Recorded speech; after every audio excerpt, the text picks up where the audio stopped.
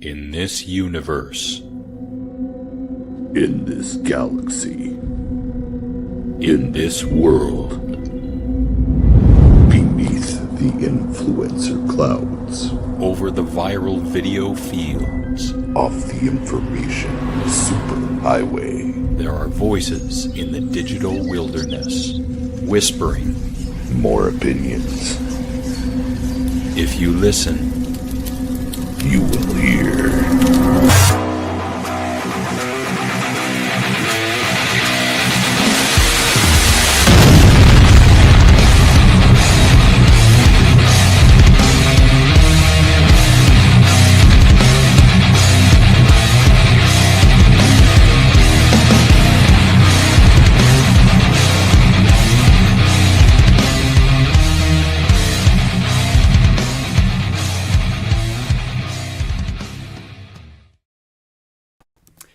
even though we're not near Christmas, these words I sing to thee. 5 appearances by the redneck. 4 appearing on the show. 3 claps for him. 2 are STDs on Alex and the Garbage Man. Play ball! Anyway, and you ain't gonna see me fucking singing. I'm telling you that right now. Oh, come on. What do you have left to lose in your life? Come on, Well, man. that's true, but I don't know. Christmas songs and me, I just can't sing them worth a shit unless So I'm don't. half cut.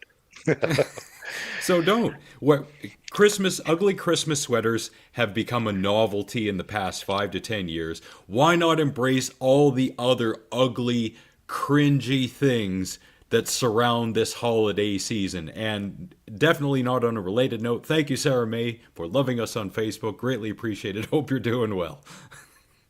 You know, you gotta that ugly sweater trend. It made me laugh because the whole point of it was to go to the thrift stores and buy those god awful sweaters from the 80s and friggin' 90s. And now you go into the stores and they're pre-made.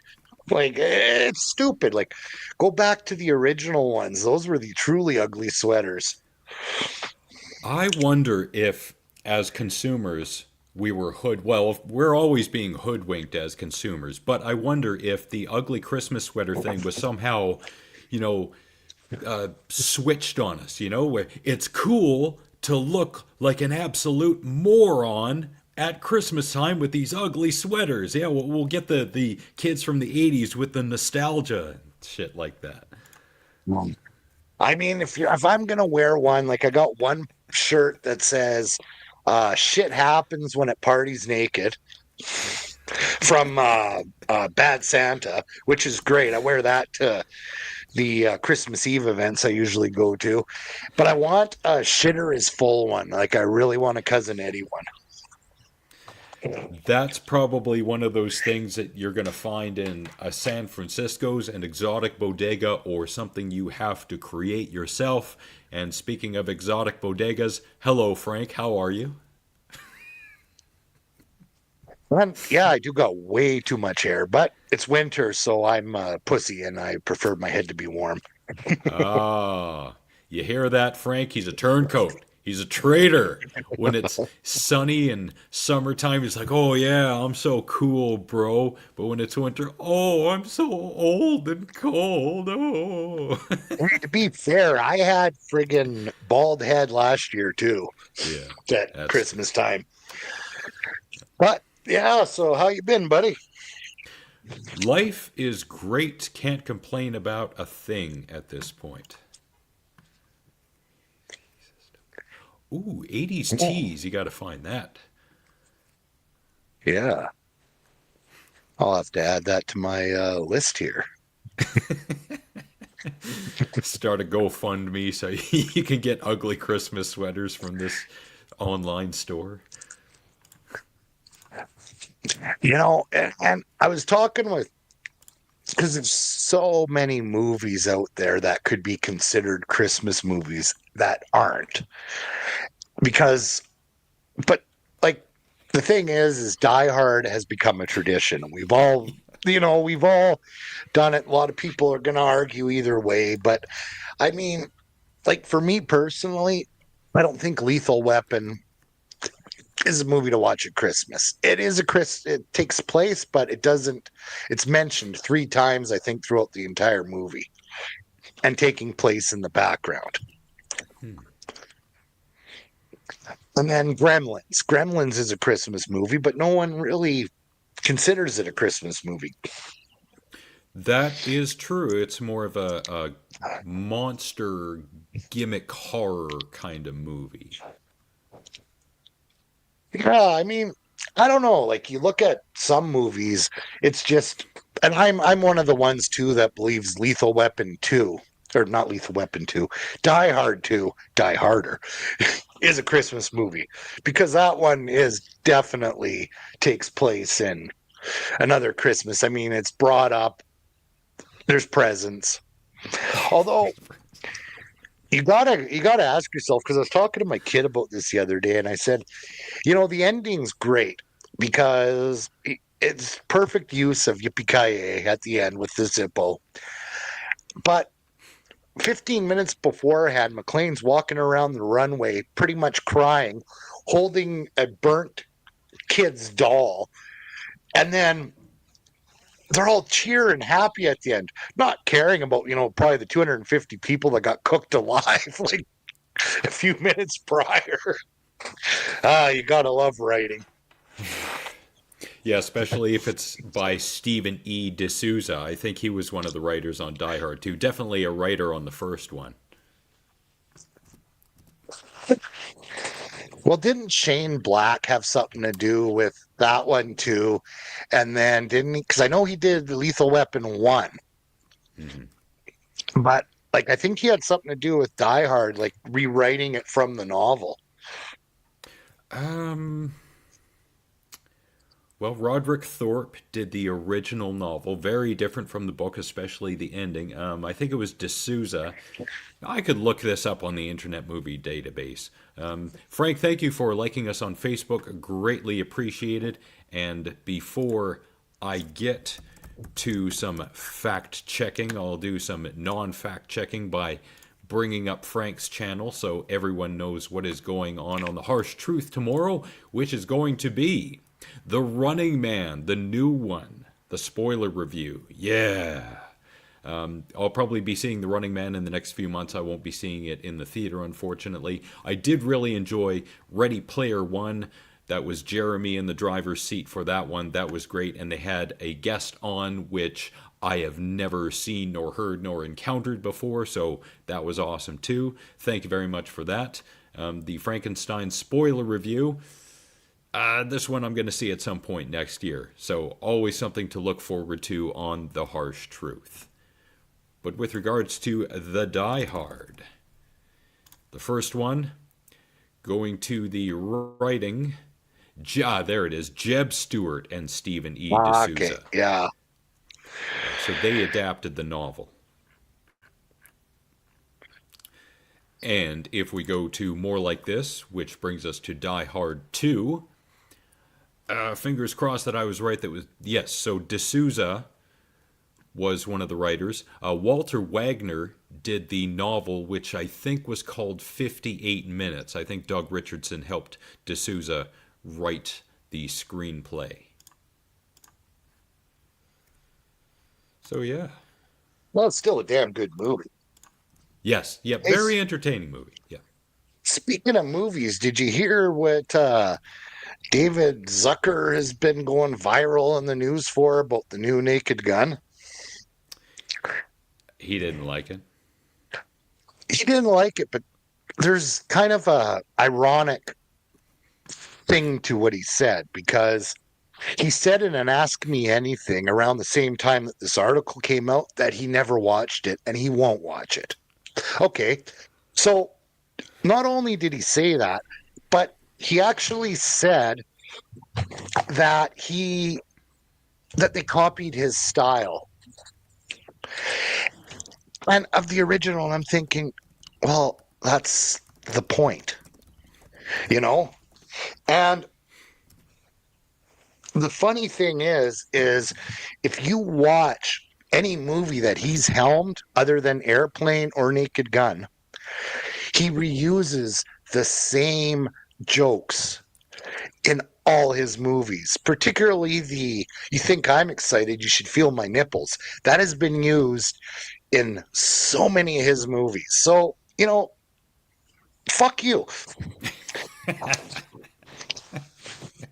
I don't know. I just read shit like that and it's like, yeah, we get it. You're old, you're cranky, but at least watch the movie before you knock it, and then at least kind of understand who and produced it, wrote and directed it, because he blamed Seth MacFarlane for the whole thing. And MacFarlane, other than producing the movie, had nothing to do with the writing or the directing. Unless he's got some inside baseball on that, I don't understand why he'd be blaming him. Yeah, it makes no sense. Well, I find this lately with a lot of guys that are getting into that, late 70s, 80s range, that some of the shit they say makes no sense whatsoever. Well, I guess we're going to have to wait another 30 or 40 years to understand exactly why they are behaving that way. But most of us will probably be dead by that point, so Oh, who cares? absolutely. A few turkey Christmas dinners away from massive coronary. I know that's coming. And on a happier note, thank you to one of Nick's moms, Debbie, for loving us on Facebook. Hope you're doing well.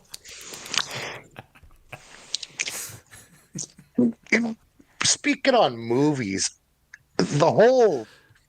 Oh, I'm going to say this. I think Sydney Sweeney is a shitty actress. I think that the only thing going for her is her tits, because she's average looking. Okay, she's known for her boobs, but for these people to be against her because someone investigated that she voted for not their political party, and they're accusing her of being a white supremacist because of a commercial she did not write, nor did she. Oh, come on, Frank. I am green with it. Yeah. Like, I grew up, and come on, we're all around the same age here, but her without makeup, you look at Christina Applegate without makeup, she's still fucking good looking. I don't know. There's just something about her I don't like at all. Like that Topanga chick. She was never somebody. I don't even know her real name. It's just these nostalgia geeks all get all like obsessed whenever she appears and bitches about the show she was on a million years ago. But yeah, I think Sweeney's face is average. That's just my opinion. Okay, Frank, you want a link to the show? Do you want to have a debate with Ryan on Sydney Sweeney? But the point I'm making is her movie flopped because no one really knew that the advertising wasn't really there. And did she do a good job? I don't know, because I probably won't watch it. But the subject material, a lot of people don't really know who Christy Martin was. And a lot of people just don't care because that's just the way the world is. We have a million and millions. Oh, Christy.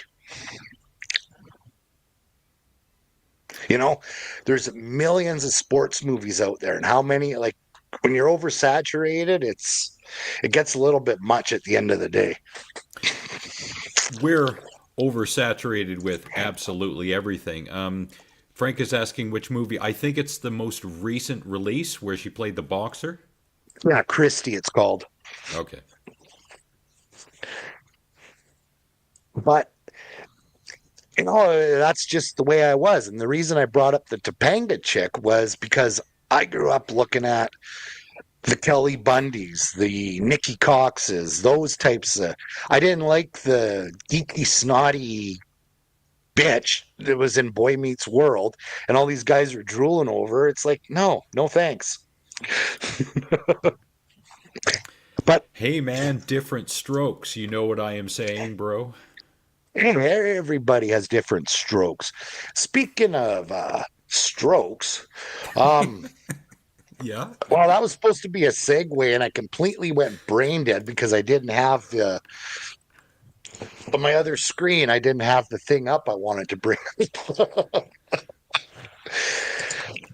Speaking of strokes, I had some fun with Photoshop. Well, no, not Photoshop, AI over the week there.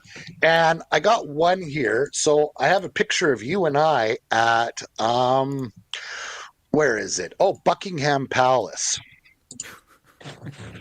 Okay. And I'll bring that up here. Hey, speaking of Buckingham Palace, hi Tex. What the fuck? Get out of here. So that one I thought was really funny. No, I disagree. I don't think it is. Not at all. Okay. Well, I got a ton more here. How you doing, Tex? Um, I have well, here's you and the Great Garbage Man. Oh yeah, at the White House. Yeah, nice. Yeah, got you guys at the White House. Where else do I got here?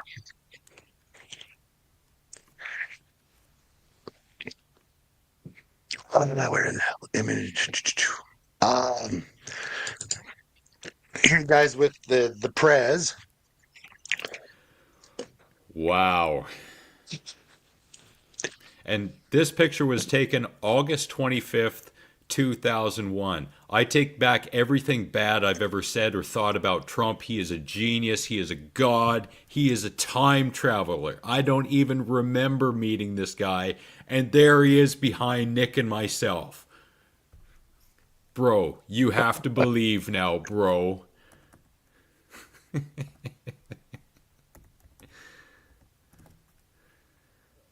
And then, oh, let's see what else we got here. Because And Tex, thank you for recommending Suitable Flesh from 2023. I saw that over the weekend. Decent movie. Completely got it by the third act. So all that stuff, you know, when people are in psychiatric wards, they say all the crazy stuff that that the lead actress was saying. I don't know why I'm blanking on her name, but completely understand. Brilliant stroke again. Love that's going to be the theme of the show, strokes. So thank you, Tex. Hope you're doing well out there. And again, that's pretty good. there's actually an art form to doing AI. I've learned like a lot of trial and error. What's really interesting, like for instance, this one, this is probably the one I'm most proud of, is a nice comic book cover for you guys. Yep. Yeah, that looks really good. It's somewhat it is definitely a new kind of Archie comic style. It looks really good though. I like it. Nice. Because some of it looks like absolute garbage. Like there's one here where it's funny, but like there's you and Nick on D-Day. Okay. Notice all the soldiers look alike too. Like that's the best part, is they all look alike. Well, in a meat grinder, all meat looks like meat. Well, at that point, yes. And yeah, so Oh, but yeah, I don't know. I was just dicking around and thought it was kind of funny, some of the shit you can find. Hey, another example of a broad from the 90s that I liked. Heather Graham. yeah. And Barbara Crampton, roll tide if you've ever seen Reanimator. Oh, buddy. Yes, A Heather real Graham. giggity. Oh, yes. Yeah. And Heather Graham, yes, she was the lead actress in Suitable Flesh. Yes, very good job. Tex, thank you for that. I'm still looking for a copy of Strange Harvest. I'll get to it eventually. So I'm listening to what you're saying. I am picking up what you are putting down. Thank you so much, good sir, on that.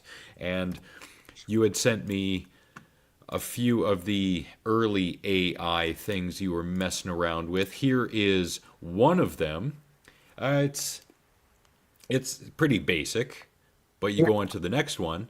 That's a little more out there, but in an alternate universe, I could see that happening. Oh yeah. And there's the really good cartoon one. Now, this picture, this is the original picture from which Ryan was using our images in the previous AIs that you saw. Again, August 25th of 2001. The AI did a pretty good job with these two images. We created and I got one here that I was just.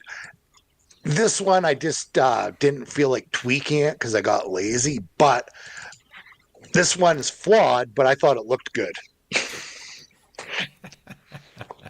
That's taken from an actual picture of us as well. I like that. That's pretty good. Yeah.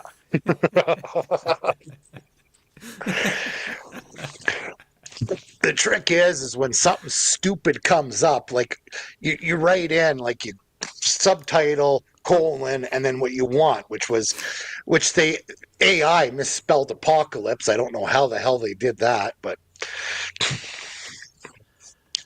Oh, Jesus, I'm adding that one to the lexicon.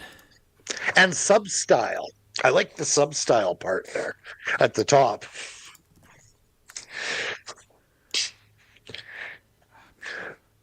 Jesus. There's also this one, because I asked it to do a comic book cover again, and I get this shit. This one.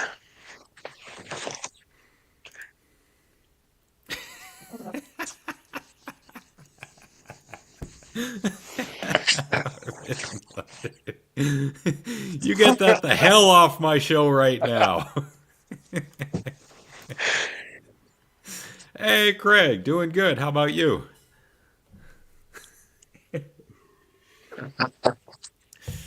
Yeah, that image you just saw, everyone, that is completely fake and AI and generated. It's fake news. It never happened.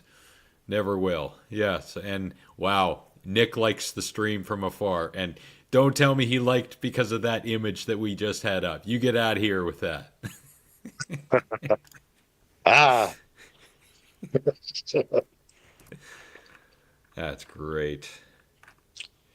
Well, here's something interesting. I thought this would be an interesting topic for discussion. It's about all the well, there's quite a few pictures of the garbage man and myself wearing South Park boxers dancing around. I haven't got into that level of depravity yet, and I may not, but if I do, I'll definitely show you. But you'll see it on the news. He'll be doing it at a game. So here's the world's deadliest animals, an infographic. And this is, the approximate amount of deaths. Speaking of deaths, hi, Casey. How are you? Hope you're doing well, Casey. I completely forgot to give you a link for the show. I can do that if you want to come on in for a few minutes, but I want to let Ryan get through this because this looks really interesting. Good to see you, Casey. Hope you're doing well. So it's kind of wild when you see, I knew that the number one deadliest was mosquitoes. I knew that I think that's been pumped into my head since elementary school. 750,000, that's a hell of a big number. And freshwater snails, that one kind of threw me because oh god. I should be on the list. No, Casey, you would be a casualty if Tex had his way, and Tex would be somewhere between crocodiles and roundworms. This goes to show you how flawed people think sharks are deadly when you look at the average number is 6 versus tapeworms, which is 1,000. But I once heard, yes, but Tex, we can't talk about those lists legally for legal reasons. Yep. Not on this show. We don't have enough Tubi money to hire good lawyers. You'll hear that Dan Abrams doing the here on Casey's thing today. We're in the courtroom to find out what charges were that way. Casey, why don't you have a seat right over there? Yeah. Please sit down. Yeah, no, yeah, no, yeah. No, put your Subway away. Come on, sit down. Yeah. Yeah, no. Yeah, well, no. No. Oh, okay. So you meant 41. Okay, you got numbers backwards. Get out of here. No. There's a few of these on the list, though, that I never really researched just because they're insects or parasites, so I just assumed. Like I can't even, tsetse fly, I guess.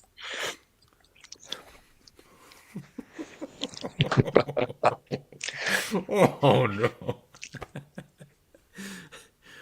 And thank you very much to Wade Wilson for liking us on Facebook. Nick misses your face. Yes. Hippos 500. Wow. I'm assuming that has to do somehow with stupid people trying to get pictures with said hippos, but they can run pretty fast, I hear. Yeah, well, it's the same as elephants. There's so many videos I've seen of guys doing these tour safaris right on their either mating grounds or their like kind of where they feel secure areas, and they're coming out. And I mean, that's like having like two Caseys chasing at you 100 miles an hour. We love you, buddy. I had to throw that in there. I think if I have the time, I'm going to have a special segment at the end of the year where we thank Casey for being our eternal punching bag. Yeah. Thank you, Casey. We really appreciate it. Now, of course, mosquitoes are on there because of all the diseases they carry. That makes sense because otherwise, how is a mosquito going to kill someone other than just being, a carrying case for a deadly disease?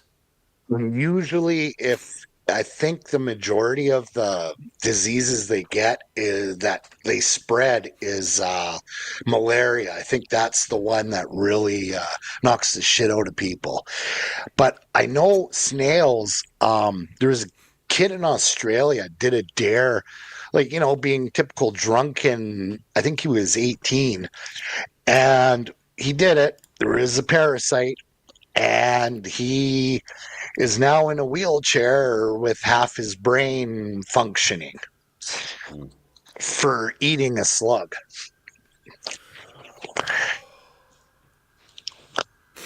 It's just there are certain things out there that you do not want to screw around with, and with the parasites they have and everything else, it's just the way she goes. You don't want to purposely infect yourself with this shit. Yeah, at the very least, boil it or fry it for a few minutes, both sides, and then, cut it up. Yeah. Yeah, kind of like gas station sushi.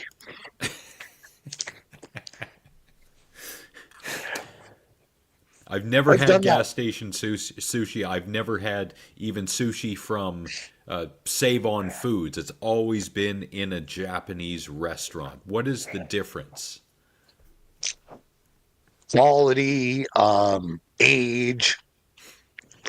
I know because I've had a couple, and they were nothing. Like I was working downtown, and there was a gas station, so I went there and grabbed a tray and regretted it about 3 hours later.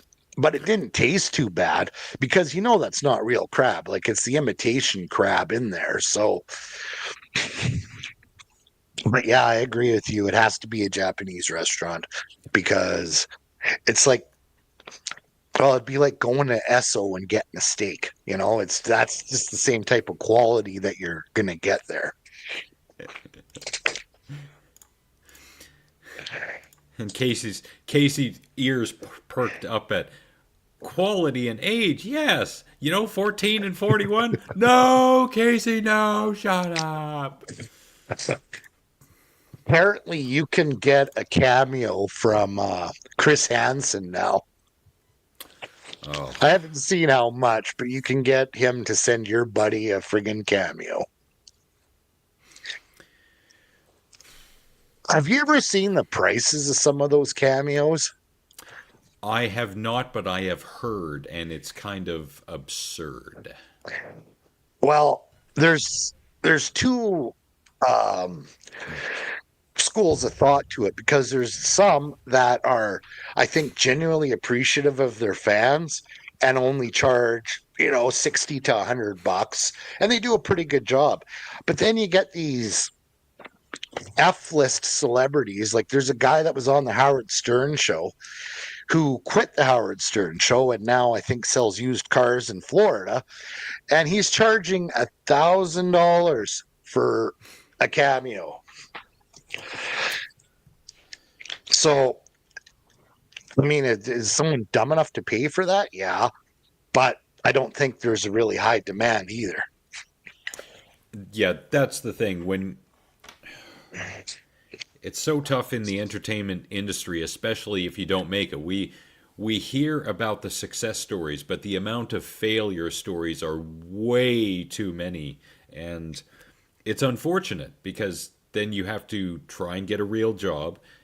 But when it comes to something like that, doing a cameo, yeah, you can set your price as high as you want. You're going to attract very few people. Whereas, if you had a more reasonable price, you could probably make a decent side living at it. So, not really hedging his bets in a smart way. Oh, nice. And I see Weird Al just announced a really big tour dates for 226. He'll be, looks like Edmonton, Kelowna, and Vancouver as Nice. part of it. A few more dates. Kind of pissed off that Kelowna got it. I mean, it's Vancouver's what, 4.5 hour drive from Kelowna, if that. Yeah, 4.5 hour, five, something like that. Yeah. I don't know. I'm happier than a pig in shit. My daughter, I kind of knew she was getting it for me, but she surprised me with floor tickets to the Offspring here in January. So, yeah, I'll get to wrap it up. And oh, God, my kid's on. Hey, buddy.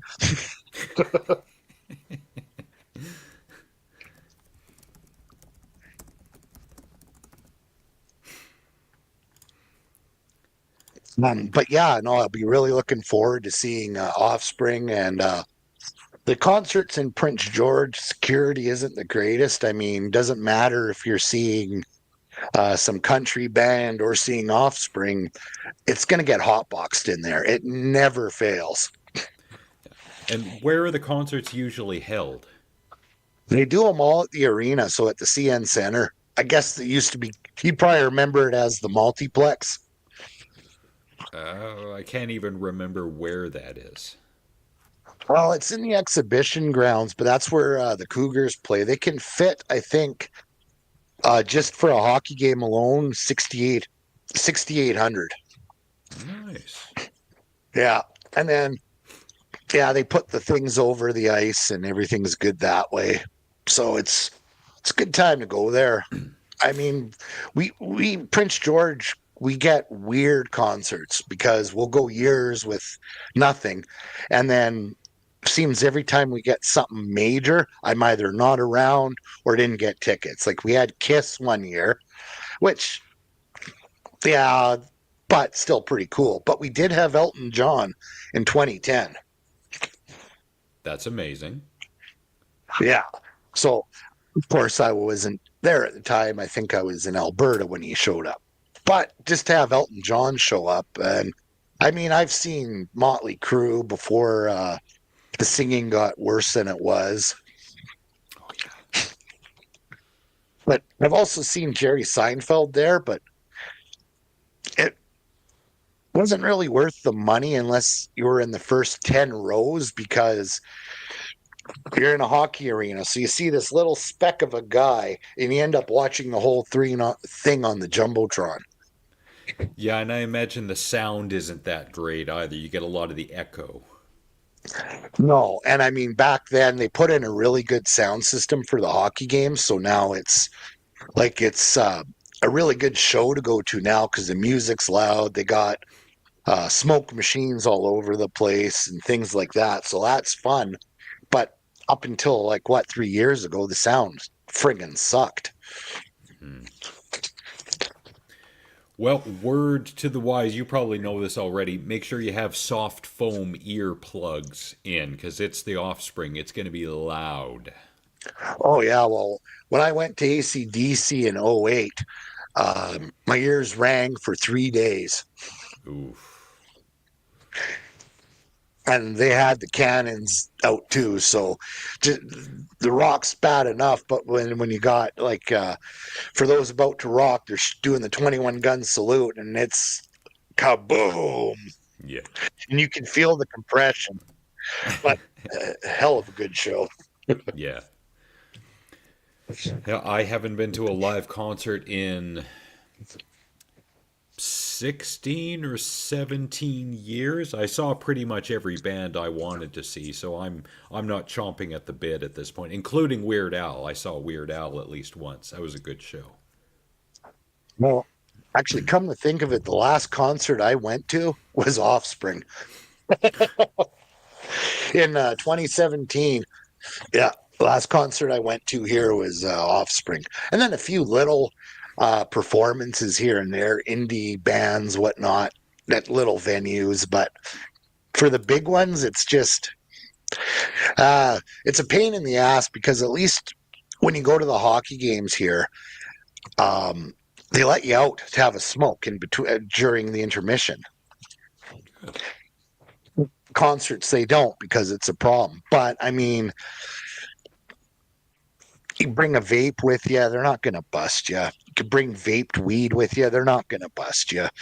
Booze is still under $10 for a beer. I think last hockey game I had a Caesar, it was a double was $10, which isn't bad. Considering when I went to the Canucks last year, I think it was for me and my daughter to get 2 lobster rolls, a beer each, and chips. I think it was $90. What? Yeah, that's just concession food.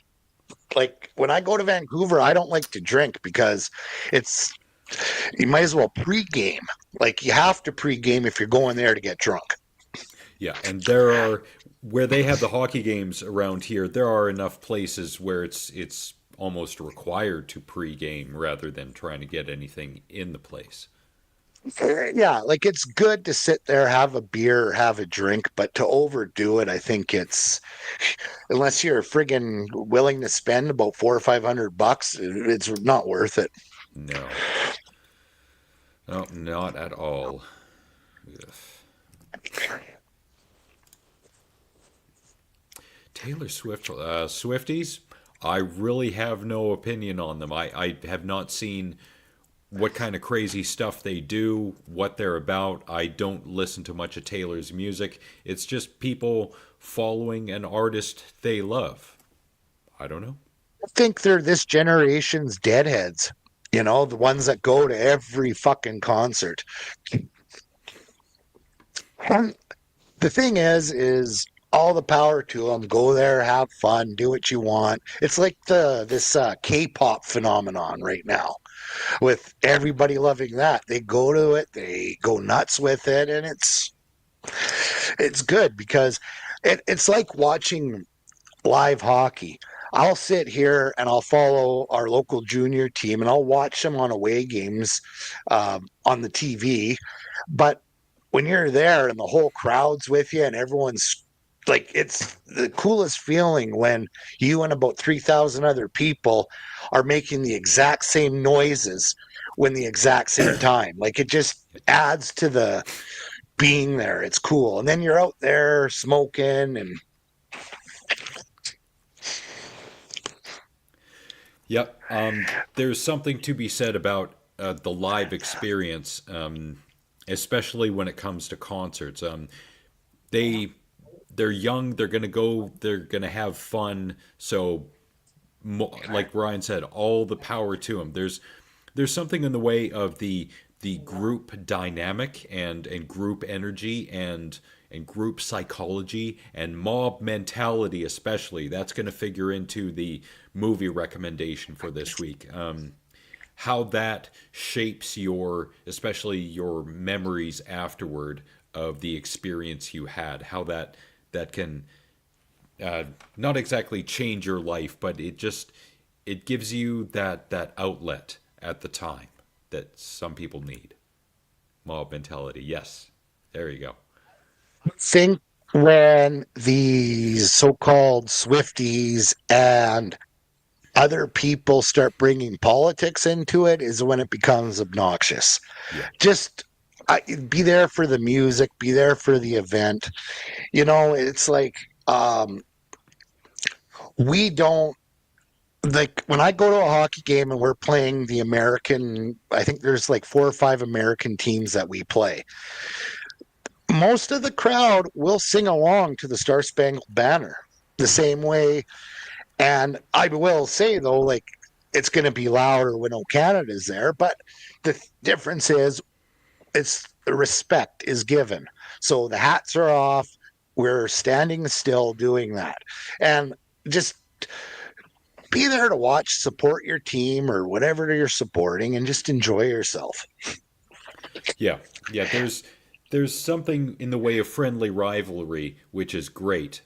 Ben from the Drunken Peasants, he lives just outside Seattle, and he's been here to Vancouver for a few hockey games, and he would wear the jersey of the team, and of course, some people would be giving him little comments here and there, but for the most part, they would be respectful, especially when it came to his team scoring. They'd say, "Hey, great, good job. That's good for your team." And even if his team lost, he'd still get a handshake or two from people. And he's the guest. You got to remember, they are coming to us for a game, so there's nothing wrong with showing just a modicum of respect. That's what sports is all about.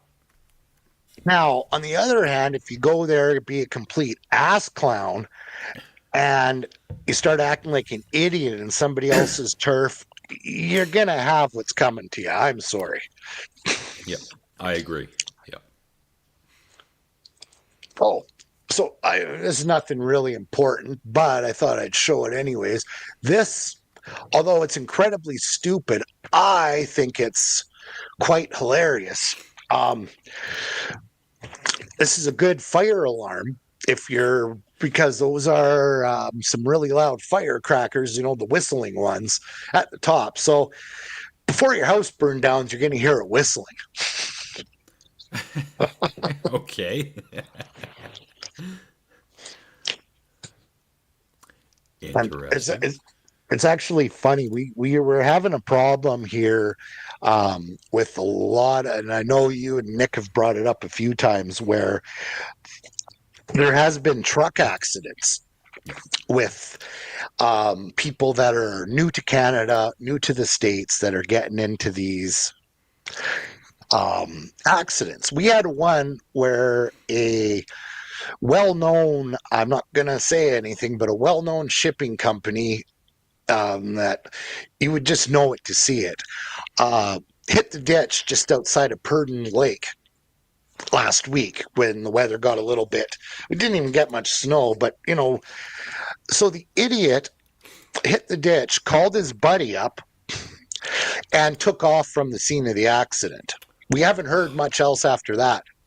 because the front window was kicked in on the pictures, but the friggin' idiot left the door open, no, door open, left the truck running. He's on his side, his entire load. They found it empty.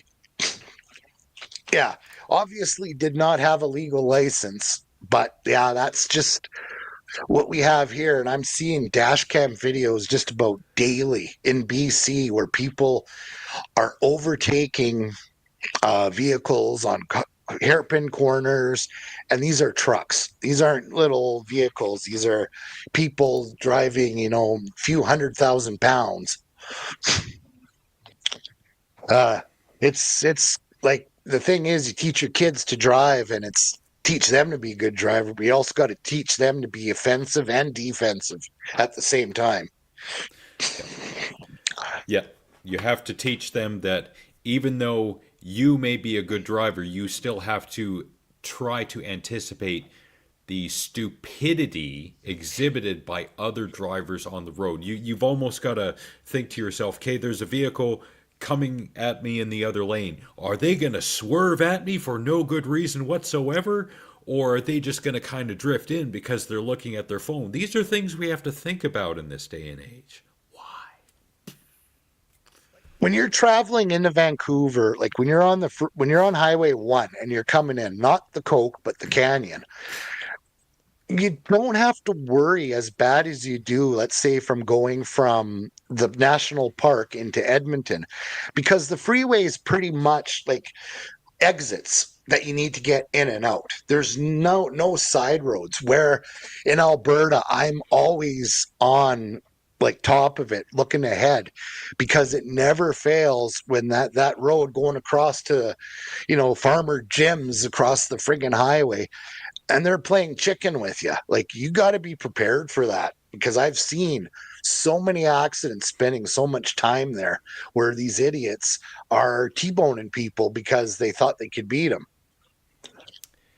Yep, they try to gain a few seconds and they end up costing thousands of dollars in damage. Well, it never fails. Yeah, and people wonder why the rates for insurance are so jacked up. Well, this is one reason why. Well, hey, what do you think about them getting rid of the N here in BC, the second road test?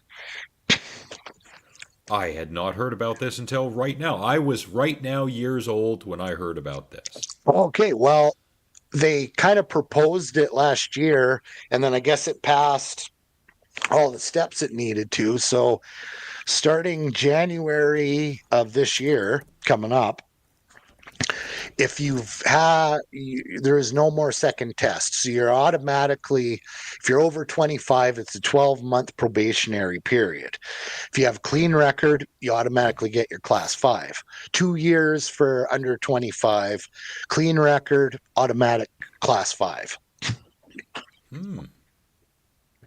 So a lazy fuck like me, who's had his N for the last 25 years, because I've never gotten it off, and I've never put one on my car. So, but I will say this, come January to get a class 5, I think it's worth it, considering my driving record speaks for itself. Yes, absolutely. And to be fair, because my son was going to start driving here pretty quick, I actually booked my test in April to go take it in Mackenzie to get my class 5. Then I saw the news article, and me being the cheap asshole I am, I said, yeah, I ain't paying for this. Yeah. I'll just wait.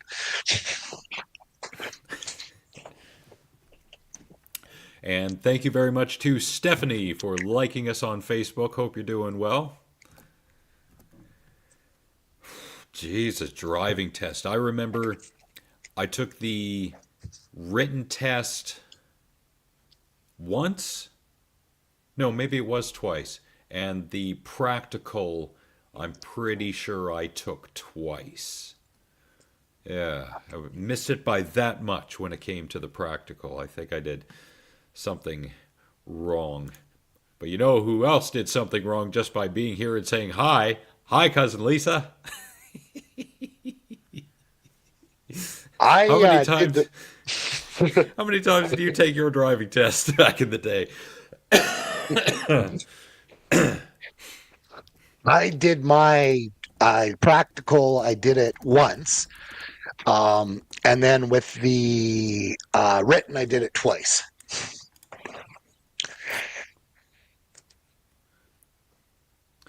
Thank you, Stephanie. We're doing very well. One. Yeah, back in her day, that's all you needed was one. Do you know how to turn the vehicle on? Yes. Can you put it in drive? Yes. Okay then.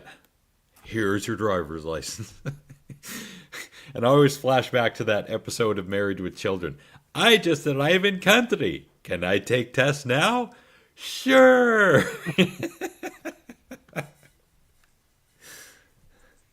Oh, here, go to the line. We'll provide you with 3 translators and a guy to drive for you.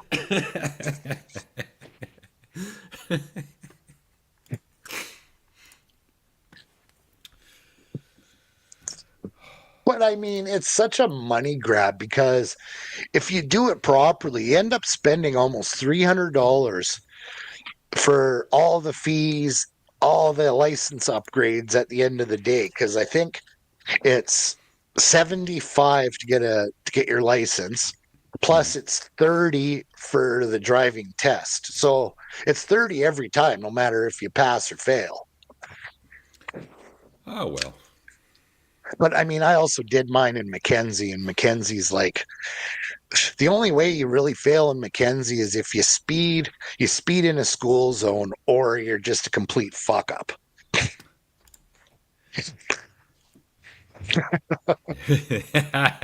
Well, at least some people know their limits, hey?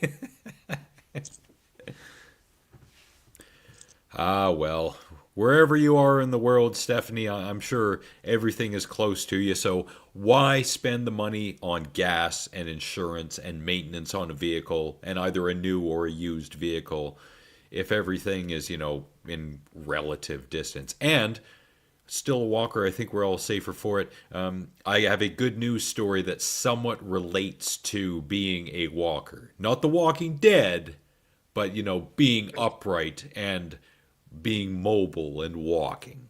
So thank you for that reminder. Uh, have you seen about Scary Movie 6 coming out? I've heard of it, yes. I'm actually looking very excited for it because the Wayans are the ones writing and directing it. And 90% of the original cast from the first two will be appearing in some form or another in the new movie. Good. So that's another thing Zucker bitched about, by the way. He went after, when he directed 3, he actually insulted the Wayans, saying that 1 and 2 was low grade crap. So Old man yeah, yells at clouds. that's exactly what it is. Yeah, it's more that the older generation wagging the finger at the younger generation. Well, you guys don't know how to do it. Like, and the ones that take insult to these things, they're just miserable because most of these things are an homage at this point. Yep. Yep, there's not knowing how to do it, and there is seeing it having been done and understanding, okay, that's how it was then for the time. We want to do something else. We want to take this art form in a different direction. We want to tell stories in a slightly different way using, slightly different cameras, maybe better, maybe not. If you love 35 millimeter versus digital, that's, a different conversation altogether. If you want to cut it up like it's Pulp Fiction, or if you want to play it backwards like it's Memento, sometimes that hits, sometimes it doesn't. We don't have to tell the same stories the same way every time. I like Burt Lancaster as an actor, but his line delivery is almost the same in every movie. Change it up, do something different. It's a character, make other choices. Yeah, sure, you might get shit on for it, but it's an art form. Try something different. It's art. Like Charlton Heston's the same way as Lancaster. Today, yes, that is right. The Ten Commandments. Oh my God, your burning's building down today. And then the cameo he did in True Lies, it was like, oh well, yeah, it's Charlton Heston. Yeah, but at least we got that great line. It was something along the lines of, "This isn't blowing my skirt up, gentlemen." I've never heard him say that before. No, that one was actually really good. Yeah, I never heard a line in the Planet of the Apes movie that had to do with Charlton Heston's character's skirt. So good on you, Charlton. Let me see your monkey skirt panties.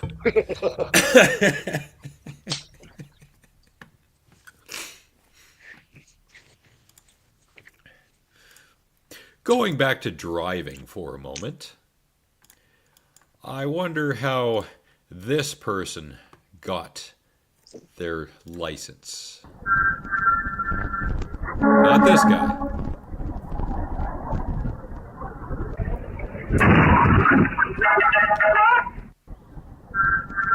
And we play it again for no good reason.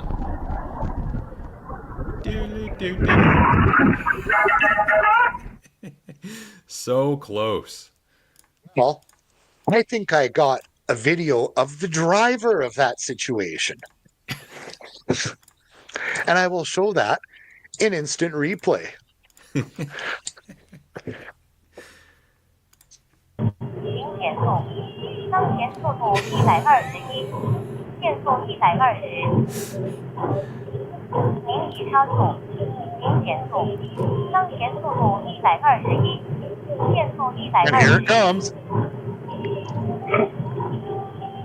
您已超速，请减速， 121 kilometers an hour. 121，限速120。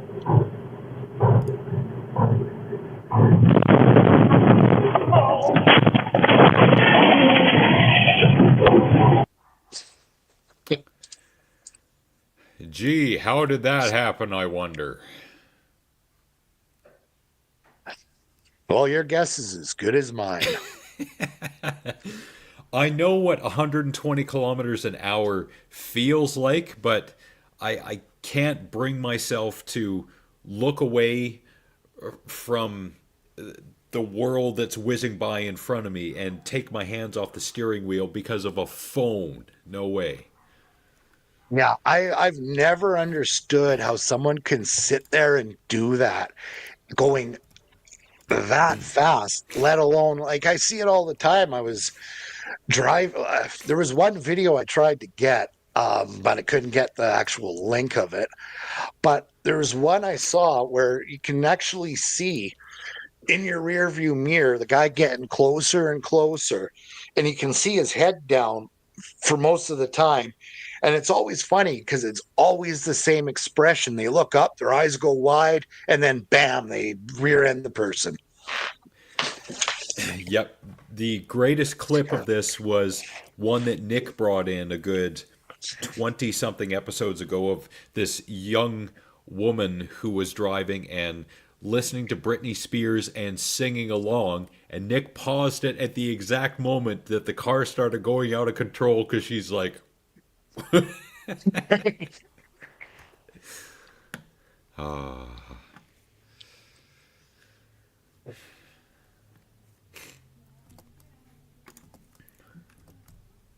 was one I saw where there was a woman and she was like completely losing her shit. Like, because the guy's like looking backwards and she's like doing this, yelling. And then it got to the point where she was banging the steering wheel. You could see her yelling in the car. Her head's just freaking out. They're in a school zone. And this woman's just losing her shit. I tried to get it, but I couldn't get a copy of it.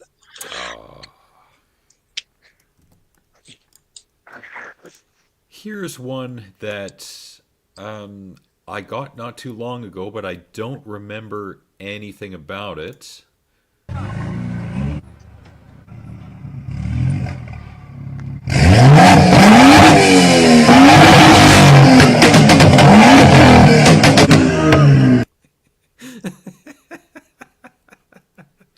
So the next time you encounter a protester on the road and you want them to freaking move,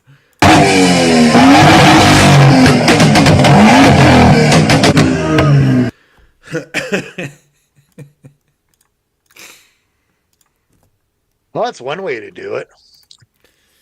it's a great way to do it.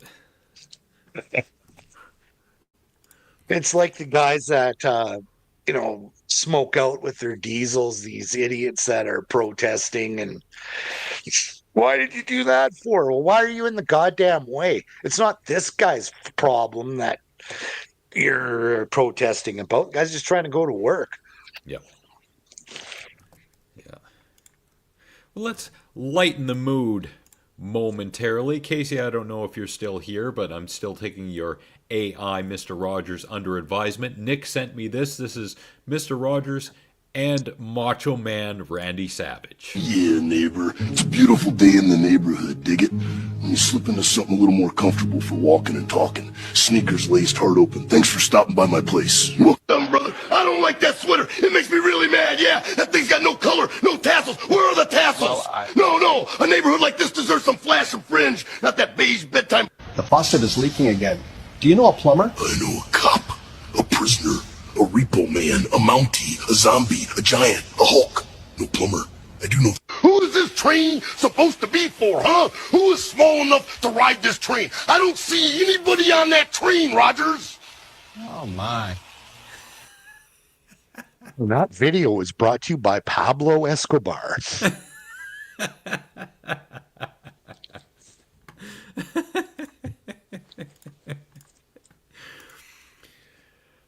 Yeah, AI is going to take a lot of the low-level jobs. It is going to take away the inspiration from some creative people. But, every once in a while, we're not going to get something like that unless it's AI. So it's okay every once in a while. And then there's this. Yeah, like it's perfect.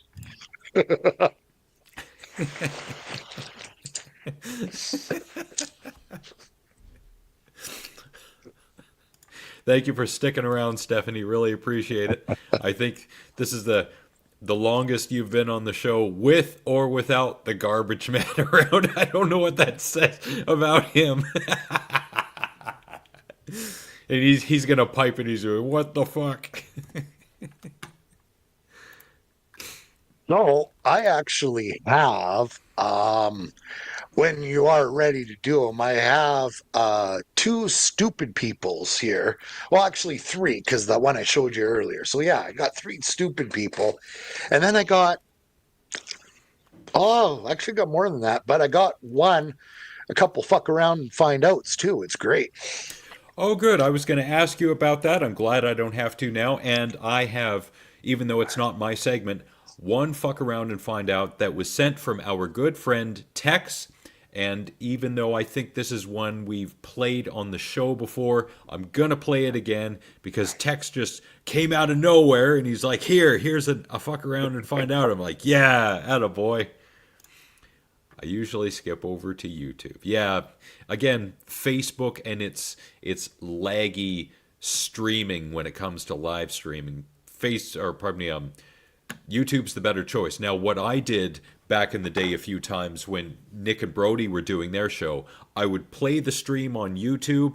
I would have my Facebook account open and I'd be commenting on Facebook because I didn't have a YouTube account. So I was kind of playing the system a little bit.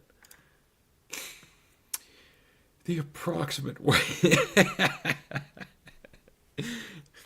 And half the IQ of both combined. And I'm going to give myself... Yeah. We will get to the stupid people segment eventually. But I saw this on Facebook. I can't remember who shared it, but important nonetheless for our our mixture of real and not real, fake and what is not fake in this day and age. Shout out to libraries for keeping fiction and nonfiction separate. That is not easy to do these days. Thank you, Jonathan Edward Durham. Oof. My biggest thing is there's people, and obviously not going to dox them. There's people that we mutually know who have some pretty obvious mental health issues. And these people, I find, usually they're going through a manic phase, and everything that's going wrong in the world, it's a conspiracy against them. So that's usually when I can tell there's mental health issues. But the problem is these people are posting shit, and then they're posting the fact check, but they've lost the ability to do their own fact checking. So when you fact check in Google, the first thing that comes up is AI, which half the time makes no fucking sense whatsoever. Yep.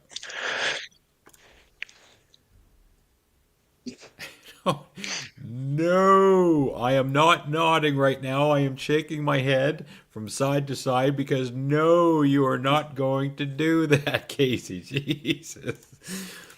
But, and to keep you satiated, Casey, we will show the audience what is going on at this point on the Costco of Video Game Reviews' channel, Gauntlet for the NES, the Angry Video Game Nerd versus Dr. Wily, Nintendo hack. Interesting.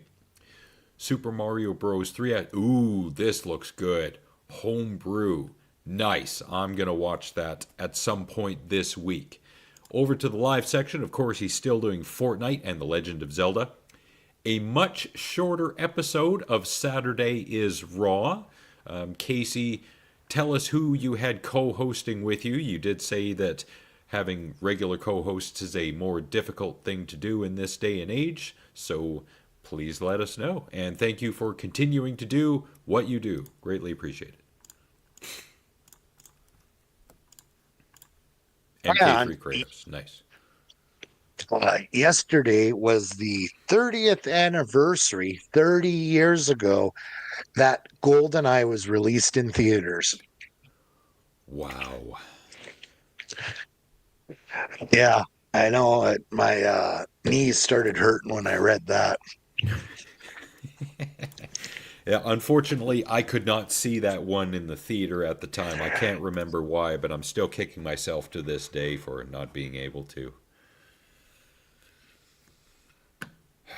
Yeah, that one I never saw. I saw the rest of the Brosnan ones, except for the shitty one with Madonna in it. I never liked that one, Die Another Day. It is just, oh, that was awful.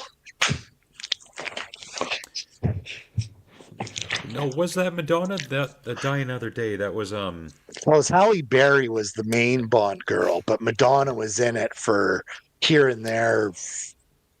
That's right. You're right. Yeah. Yeah. Rosamund Pike and God damn it, his name is right there. He's a really good English actor, and I can't remember his name, but I've seen him in other movies. Nah, I forget, but good actor, made a good villain. Love me some Rosamund Pike, that's for sure. Well, that's the good thing about the Bond movies. He always had a good-looking woman in it with him, like every movie. Of course.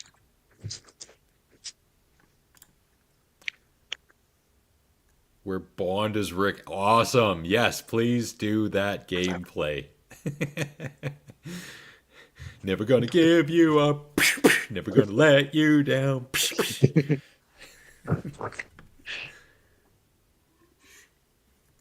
Well, it was like, the garbage man was saying last week about GTA 6 being delayed until November from its original date of May.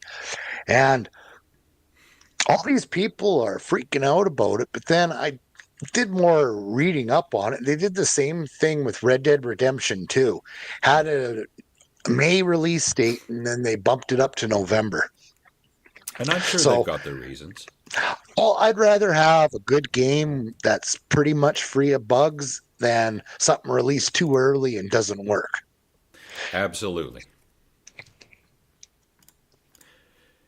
Yeah, and that's the thing in any case. You don't do enough beta testing, you don't have enough people on hand to play each section, then you're going to have a bunch of refunds on your hands, which is definitely not a good idea. And no, that's not code for something. I'm not using refunds for another word that I shouldn't be saying on YouTube. No, no, no, no, no, nothing like that. No, there's too much there's so much like crap out there, and it's like you look at like the app store for your phones and which games are there, and it's like, you know, 3 legit games and then 90 rip-off games that are just god awful and probably wreck your phone while they're doing it too. And that's the same with movies. Something like Jurassic Park comes out in 1993, and then there's a low budget dinosaur movie from the same year called Carnosaur. Boy, oh boy, were they trying to cash in on that dinosaur buck at that time. Tex, don't you say a goddamn word about it. I don't care. Well, you know, that's why I always get a kick every time I hear the Tommy Lee Jones story about him on the set of Batman with Jim Carrey. I don't I don't sanction your buffoonery. And I mean, you ever see the shit that guy's been in? Like, like I'm supposed to believe he's a loving father in Volcano. Come on.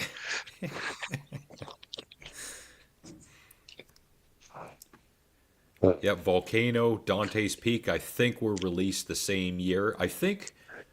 I'm pretty sure I saw Dante's Peak in the theater. Yeah, it was like 97 or so. What was it? I think 96 was the year. Yeah, 96 had uh, Independence Day, it had Twister, it had The Rock, all within weeks of each other.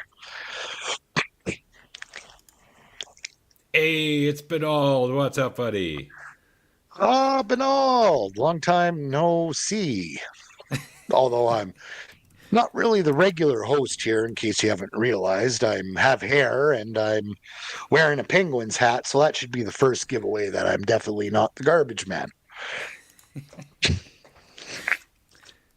Yeah, we don't really have a sports team requirement for the show, but at least one of the hosts must have no hair. Yes, that's pretty much a given. And a consequence of living past the age of 40. But let's move on to some good news. I can't remember who had said it, or it was Stephanie who was talking about being a walker and how I was going to relate that to the good news for this week. And that will be shared momentarily. Some good news. This again is from the Good News Network. Just half an hour less of sitting each day can boost energy and metabolism. And it's not talking about going into an exercise training regimen without starting intentional exercise training, as you would read below if you read this article.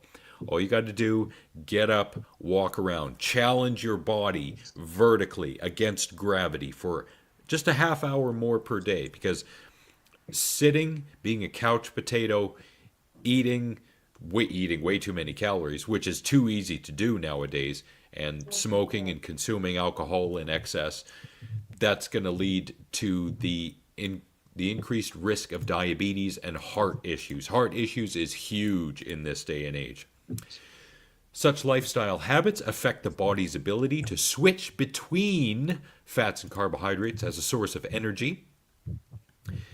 If metabolic flexibility is impaired, blood sugar and lipid levels can rise, and instead of being used for energy production, excess fat and sugars may be directed to storage. That reminds me of, oh, which movie was it? I want to say Groundhog Day, when there were a bunch of people who were getting ready to go on, I think it was a marathon, and they were just scarfing down donuts right beforehand because they thought they would get the carb fix that way. Yeah, it's not how that works. Low budget exploit.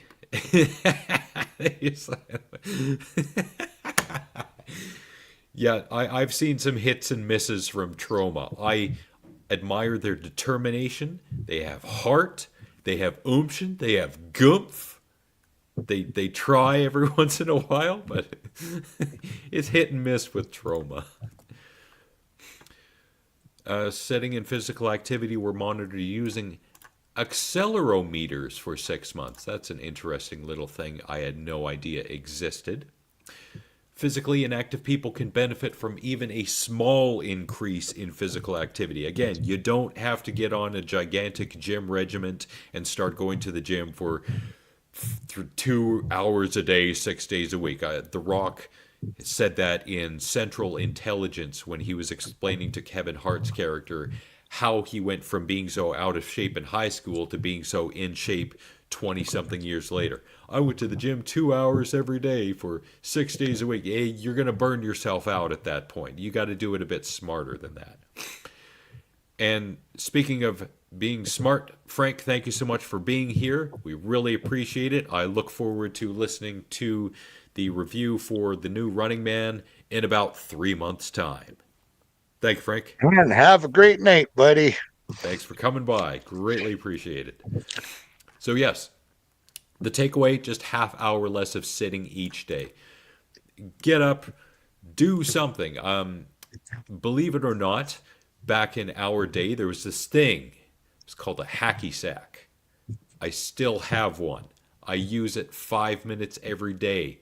It is the greatest, and it's the greatest cardio, and it's the least enjoyable part of my day, but I do it. Oh, what a challenge. It's true. And the thing is I know with me, like I would get really bad heartburn, like to the point where I have to get a lovely endoscope down my throat every 2 years just to make sure that nothing's grown in my throat. Like I'm on really great pills, so I don't have heartburn anymore. But it was also not eating before bed. Now, I will say if I'm high, like if I've smoked a joint that's kind of the strains prone to munchies, I can overdo it. And that's usually when it's bad. But I mean, it would get to the point where that's why I stopped eating later in the evenings, because it would be so bad. I'd be coughing, couldn't catch my breath because the acid was burning my esophagus so bad. I've been lucky enough to avoid having, what is it called, GERD? Yeah, GERD's the standard, and then there's more down the line of what you can get with it. Yeah. Yeah, I think the very few times that I had it in my 30s and 40s, I read that if you take your bed and you put some blocks under the bed to give it a bit of an incline, that can help when you're sleeping with GERD. Also, know your own body too, which is a big factor, because some people can't have red sauce. And like for me, I can't have, of all things, tea in the evening, but I can have coffee and I won't get heartburn from it. So it all depends, like exactly what you have, like what your body can handle and what it can't handle. Yeah, and this is the dichotomy of living, is the longer you live, the more tips and tricks and hacks and hints you find out. But at that point, your body starts to break down. You don't have that youthful exuberance. You get the aches and the pains and and such. You can't eat what you used to, so it's a trade-off. I think it's somewhere around 28 or 29. That's where when you're in the perfect place to have that knowledge and still enjoy some of your youth. Well, yeah. And I mean, it was always, especially with drinking, it was usually I could get away with beer and most hard liquor. But if I was drinking tequila straight from the bottle, like my guts were screwed for 2 days. Yeah. But needless to say, I don't touch tequila anymore if I can help it. No, well, no, to be fair, I did have 2 shots when I took my. No, that actually makes sense. Is that the body trying to compensate for that lack of acid by over producing? From what I've heard, yeah, but I know with me, I have too much, and then I have a possible hiatal hernia at the lower stomach flap that they just don't fix because it's just because of the acid. So I take pills that actually reduce my acid. But it all depends. Like the last time I had tequila, it was first time I had a chance to go to a bar with my daughter, so I took her to the office in Mackenzie. And I did a shot.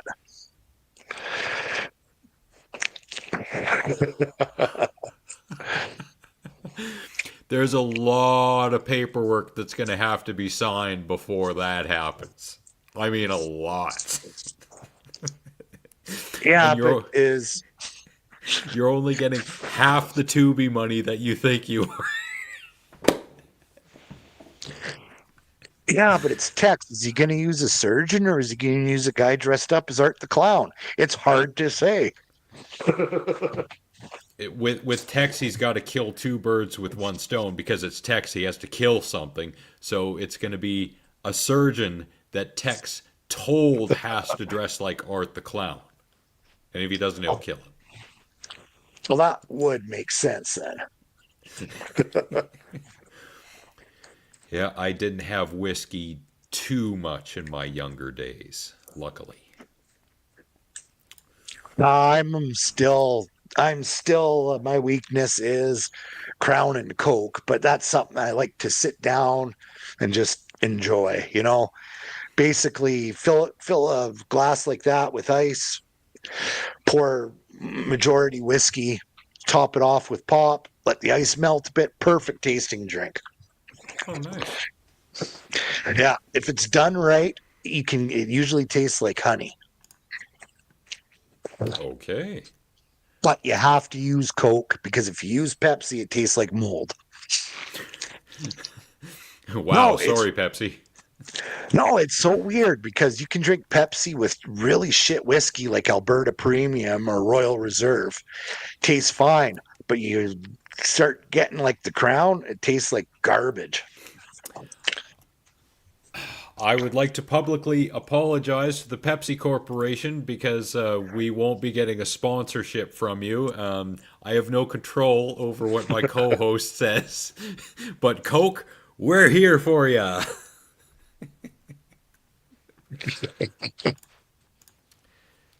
And since Tex is here, I want to appeal to his low-budget sensibilities. This is a random clip from CGI Must Die. Cut off a head, that's the only thing that came back. No, no, die!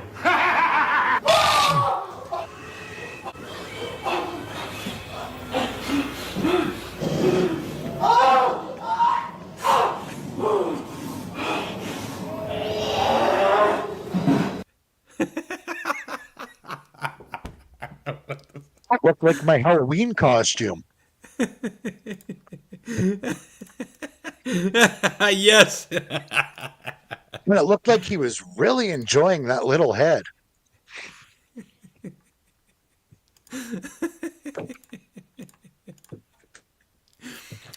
Hillbilly, Wolfman, Meth Head. In theaters everywhere, 2028. That's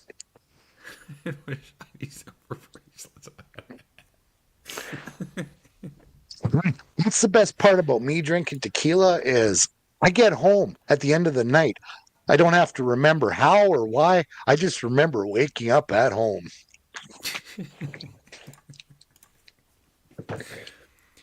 And it's when you stumble out of your room into the rest of your apartment, you see all this random stuff lying on the floor.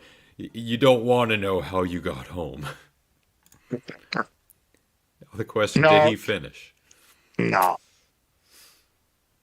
You didn't have a good O face going on.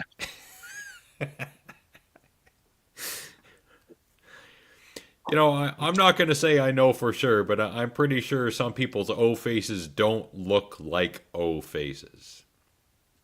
That's all I'm saying. Have you ever seen, bring it up here, have you ever seen one of these?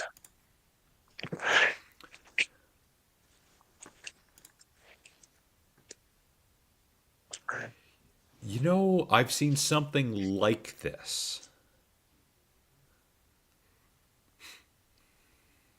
I'm not saying where I saw it, but I saw one in use and they actually worked pretty good. Saved the woman having to squat in the bushes, like just was able to stand there. And of course, Gordon's got to get in on some of that action. Hey, Gordon.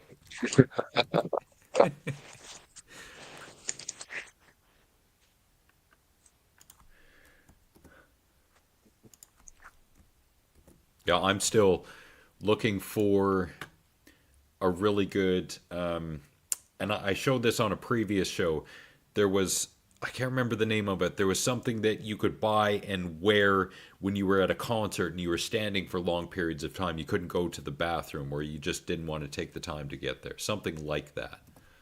Yeah, they actually have a couple out on the market. A lot of people just wear Depends, but they don't have the durability to stand at a concert in your own piss for like 2-3 hours.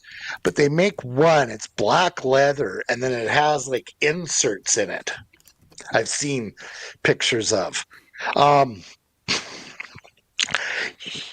like usually if I'm at a concert and I'm drunk, I'll go between the opening act or while the opening act's playing, take a big piss, and then try to hold it as long as possible. Usually the best time to go is when they're playing a song from their new album because they usually don't play the last, like their biggest hits until the last 4 songs. So usually it's 2 songs and then 2 songs for an encore. So if you pace yourself right, you can usually avoid having to piss in your pants. Now, there's a very fine line when it comes to that, and you learn this as you get older. But it's very easy to abuse this biologically. If you hold it too long, you will stretch your bladder to the point where it is distended, and this is terrible. I don't think this is something that can reverse itself. Once the bladder is distended, it stays that way. So. Word to the wise, be careful when it comes to this kind of thing. And word to the wise, I don't want to get graphic here, but women have it 10 times worse because if you weaken your pelvic floor as a woman, it has been known that you will get prolapse of certain things, i.e., bladder, uterus, and all that. It has happened because they've done damage to themselves to hold in their piss. Number 1, Texas new fetish. Number 2, it is extremely important as you age to keep the pelvic floor strong. If you've never heard the words pelvic floor before, this is the time where you want to start researching this. Pelvic floor physiotherapy, pelvic floor exercises. Exercise is not just for the biceps and the chest. The pelvic floor has muscles that have to be exercised as well. If you don't do it, it's going to cause you problems in the future. So please, as guys who are over the age of 40, we're telling you now, Research what the pelvic floor is, what pelvic floor exercises are, what pelvic floor physiotherapy is. Extremely important.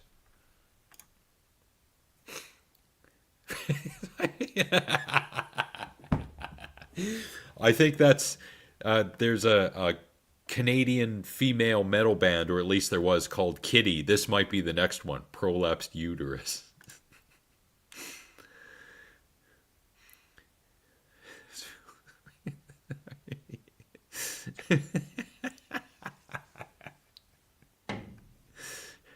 The things you learn on this show.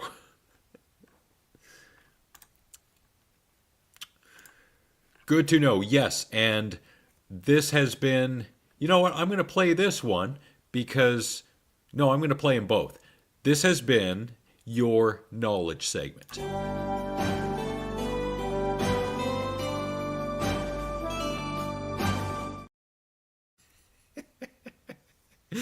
So, chew on that, and of course I can't resist playing this one. My source is that I made it the fuck up.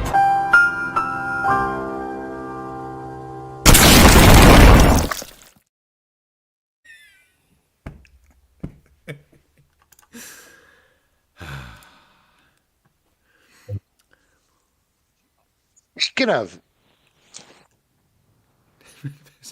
Wow.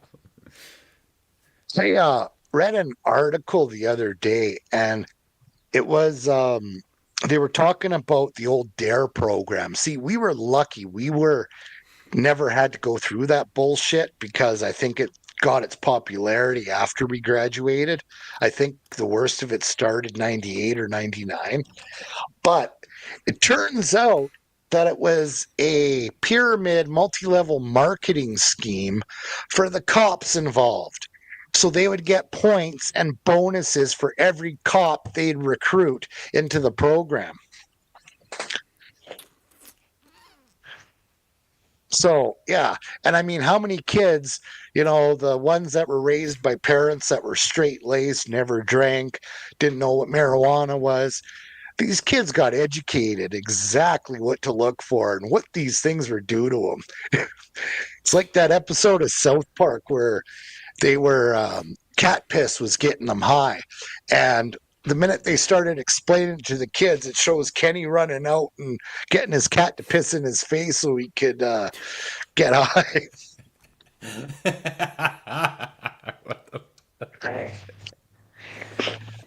And it would not surprise me with regards to police corruption that police would recruit these straight-laced kids to snitch on other kids who were doing drugs. The police would bust the kids doing the drugs, take their drugs, and then, keep it for themselves or sell it so they could make a little extra cash on the side, and then find out who the dealers were, go after them, get in on their take, and, have that little Italian protection money thing going on the side.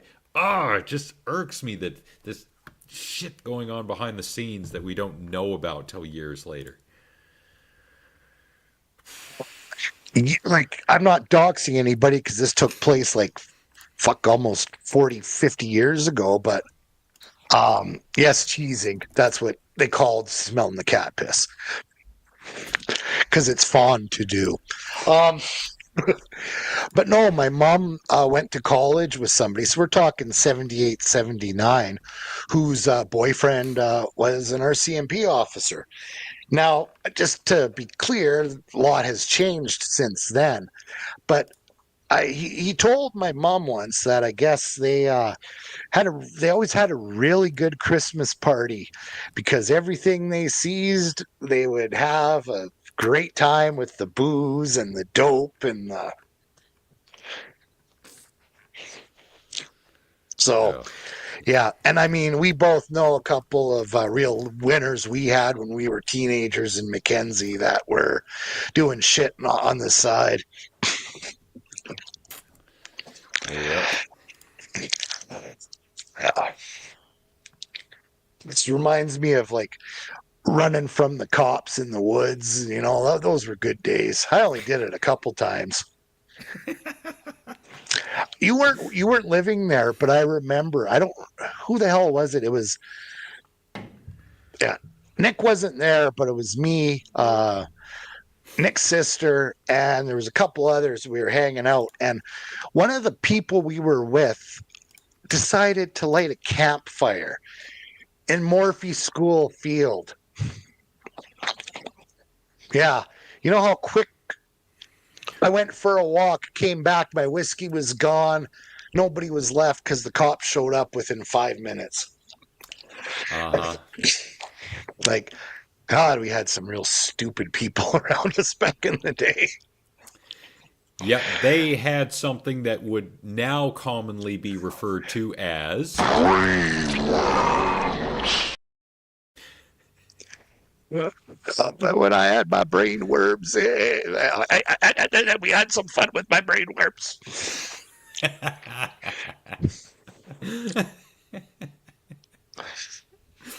Not being political, but the guy's voice just makes me laugh. Yeah, it kind of makes me uncomfortable. I try not to eat when I hear that. Yeah. Speaking of which, today is National Baklava Day, which is why I have all these baklavas behind me. So, eat up, everyone. Oh, that's what yes. Sadly, though, there's bars. You can't get inside the tree crusher anymore. Oh, well. Do you know how many kids were made in that thing in the 80s? No, and I don't want to know. Well, it used to be out at 38 miles, so a lot of us younger kids whose parents were younger, there were stories where that was the good old-fashioned making babies part was out at 38 Mile before they Uh-huh. moved it in 86 or 87. I can't remember.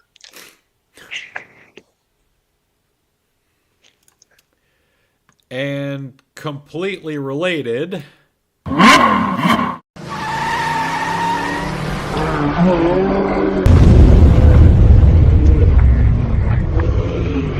stupid people.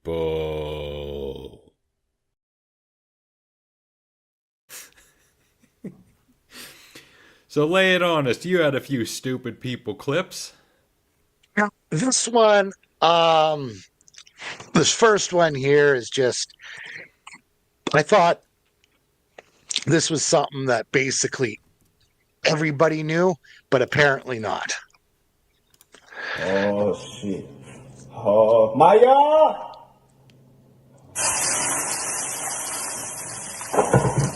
Shit.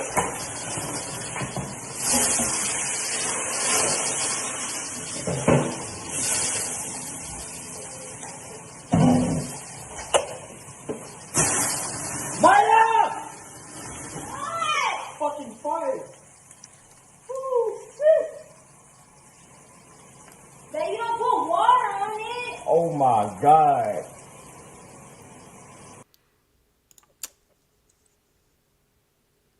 Yeah, that just, I mean, I thought that was like the first thing they told you. This one, I doubt the music's going to be copyrighted, but I'm going to mute it anyways because it's a form of music from India and it can be really high pitched. So I will get this one going here.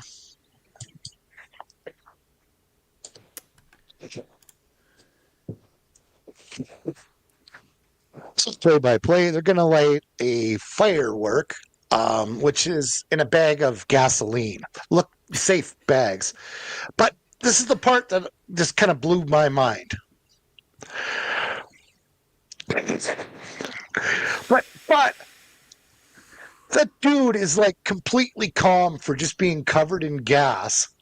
Like if you go back to it, like he just casually gets off the bike. He's just sitting there.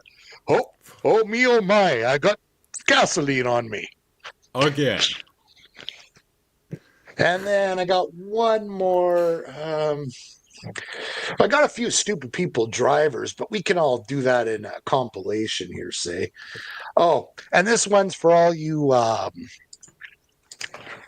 good old Canadian people, because you just know what this one's about. And here we go.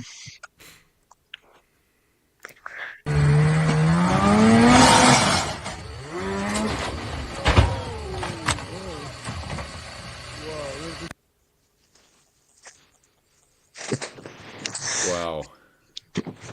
Yeah, I echo Stephanie's sentiment. Play that one more time, please. Oh, yes.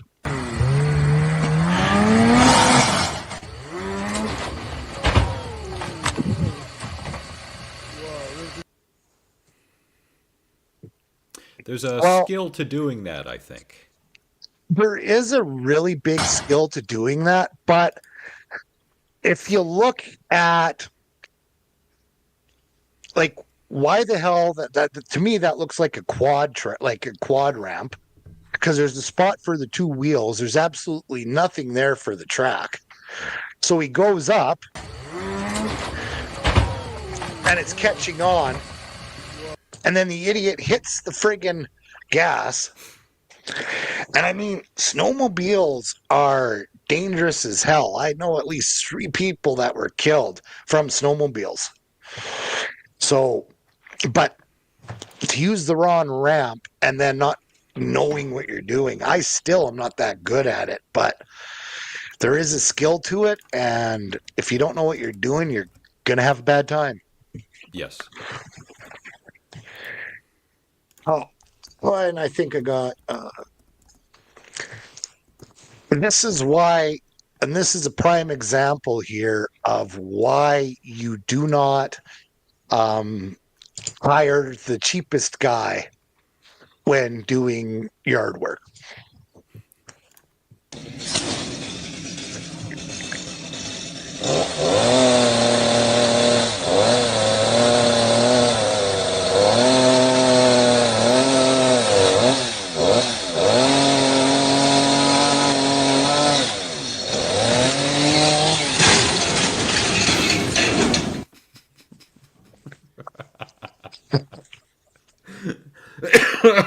I'm sorry. I hope they're okay, but good Lord, how do you not know? That's like being on the latter half of a branch and cutting the other half, and when you cut through it, you're going down with the branch.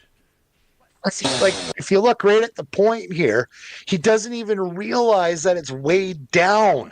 So when he hits it, as soon as that branch is, like, soon as it's gone.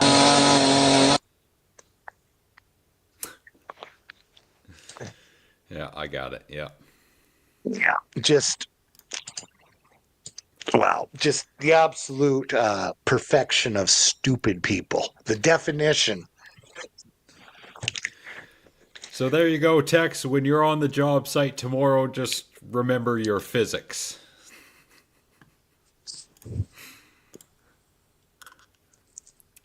Well, go ahead. Speaking of physics, here we go, Ryan. This is your chance to witness and have the people witness with you. El Campeón.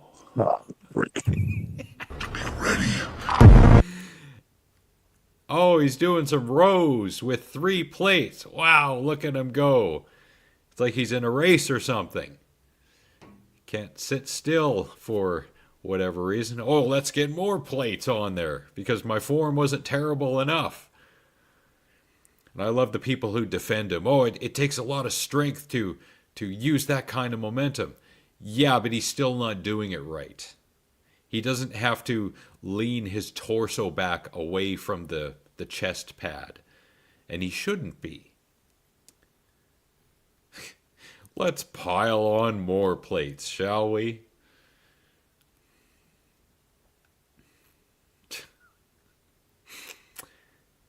And of course, this is why he has bands on all his plates now, because of the plates flying off.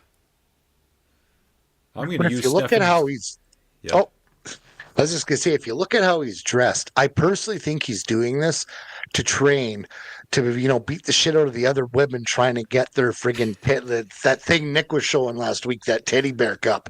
Because he looks like every woman at friggin' Starbucks at 8:30 in the morning after dropping their kids off. I'm going to use Stephanie's comment again for this. Wow.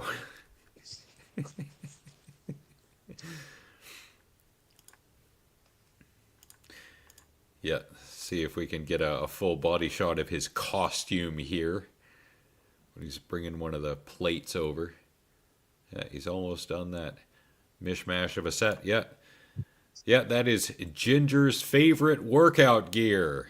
Ginger, if you're out there, please chime in.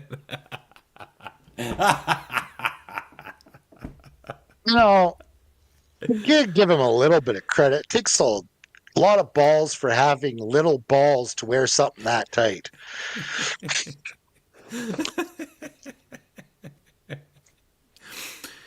He thinks he's accomplishing so much. Oh. And his actual fans. This guy's so strong. The correlation between strong and stupid is strong with this one. And slightly off-putting. Like, is he ever in the same gym? I see that, like, every time that there is a video post, like you guys show, it's like he's in a different gym. Like, I mean, does he get railroaded out of there? He has to be. I would think, yes, he's getting kicked out for not adhering to safety standards and not caring about equipment and, so on and so forth. Yeah. Like, a guy like that, well, he's probably not making much money, but you think he would have his own, personal area or rent his space to do these videos? Because he just looked more of an asshole doing what he does. And he's not the only one in the gym, but I think to the degree that he does it and for how long he's been doing it, he is one of the top. That's why he's known as El Campeon. But, it never fails. Like, when I have went to the gym, I usually would go to the Y, right? Like, just a pretty half decent place to go. Like, but there's always the one or two idiots out there that are just making it uncomfortable for everybody else. Yeah. Speaking of uncomfortable, Nick sent me another indie wrestling clip. Oh, God.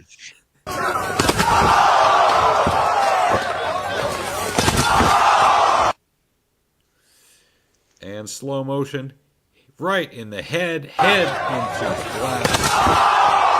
There's not enough hot dogs, beer, and fives worth any of that. Holy smokes, but not sensational. Sweet Yeah. Jesus. Yeah, I think he's referring to how indie wrestlers get paid. Boom! Yeah, that is not worth anything. Oof. I mean, yeah, if you're making coin and it's worth the money, like, I understand. Live up till your body can't take it anymore, but just for the hell of it, Yeah, for love of the game, when it's a high-risk sport like that, no, you should be getting paid.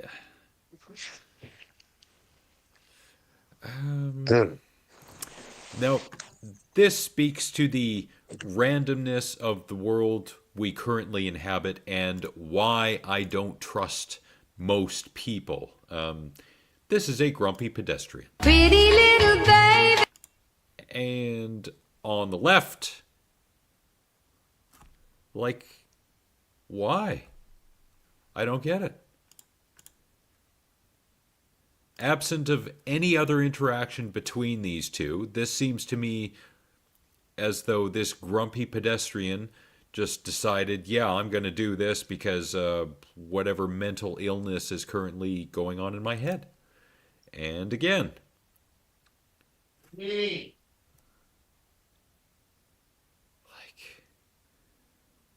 like, wow. Yeah. Yeah. And there's been a few. I think there was one actually, Vancouver, a couple years ago, where a random guy on the street got one punched and ended up brain dead Yep. just by some random asshole walking by. Like the guy had nothing, just innocent, completely innocent, and got one punched in the back of the head. Yeah, there is a British movie from, I think it's 2008. It's called Donkey Punch. And it's a pretty interesting cautionary tale as to why you should not do that exact thing known as the donkey punch. Oh, it goes off the rails. And Tex, he will find it on the effedupmovies.com website that I referred him to some years ago now. And anyone else who wants to go to effedupmovies.com and peruse their wonderful collection of filth and garbage and trash, please do so. I try to keep up with it weekly. Was that in Nelson? To me, that looked like a street in New York City. New York City? Yes. I don't know. And the sad part about those old El Paso commercials were they weren't making shit in New York. No, it's just fun to say the name like that. New York. Now, the redneck and I, yeah. All my co-hosts are garbage men for some reason in my mind. The redneck and I are going to trade clips when it comes to the fuck around and find out, because I have 2. How many do you have? I have 1. Okay. All right. Well, yeah, 1, because the rest are driving idiots. So those ones are mix of fuck around and find out and stupid people. Okay, so I'm going to go with 1 fuck around and find out clip, but even though Nick is not here, I got to play that intro. Jesus, and because I don't play it that often, I am having trouble finding it. Oh, never mind. It's at the top, quite clearly labeled. So, Nick, I'm sorry.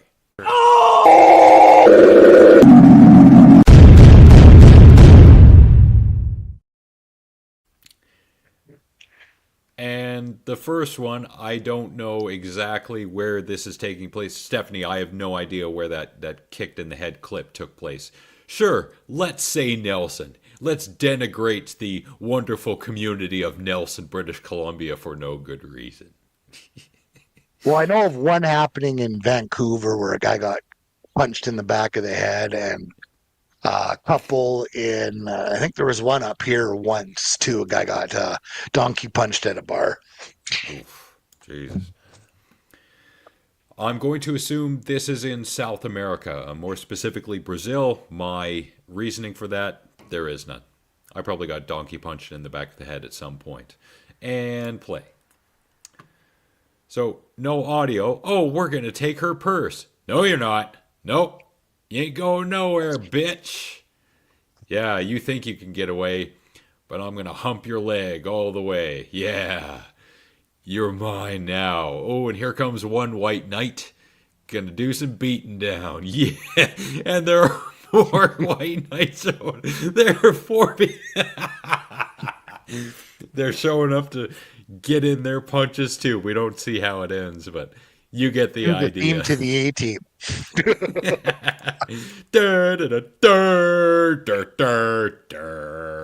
Go ahead. Oh, wow.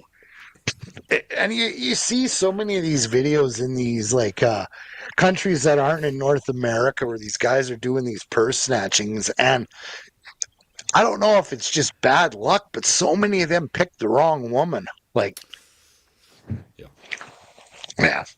These women have usually leather straps, so usually they're either going to come with you or you're going to go flying.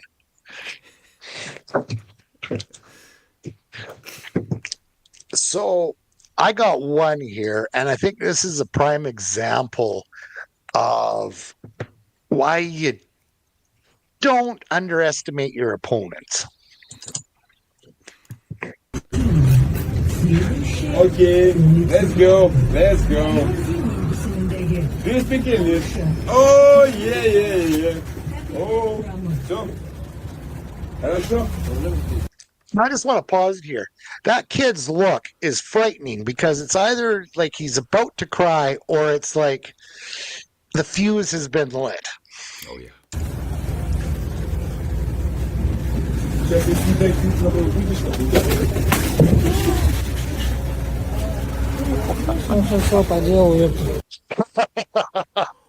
Whoa! I gotta go back to if I can do it. Here's his face. Yep, right there. Oh, he's gone. Oh my god. I'm taller, I'm bigger than you. I'm gonna taunt you. Yeah, the kid had enough and Yeah, there's a point on right there. I mean, you gotta read the room. yeah, that guy, the kid's look in his face, he knew something was coming. Oh, Yeah. And he got one good punch in.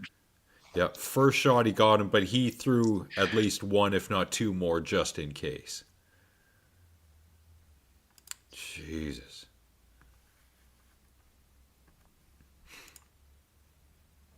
Yeah. I don't know why it is the way it is like that. Like you always are gonna see on like a sky train or a subway, there's always that one goof on there that's just picking on one person and it never works out well. Exactly. Yeah.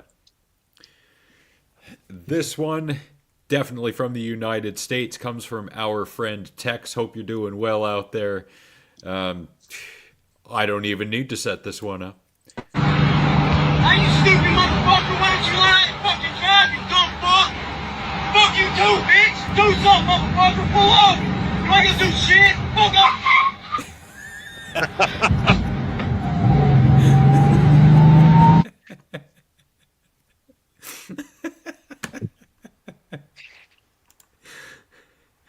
Right about.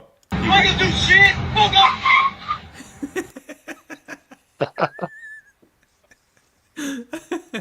I wish there was a rear view cam so you could see the guy fishtailing it after he's hit his brakes.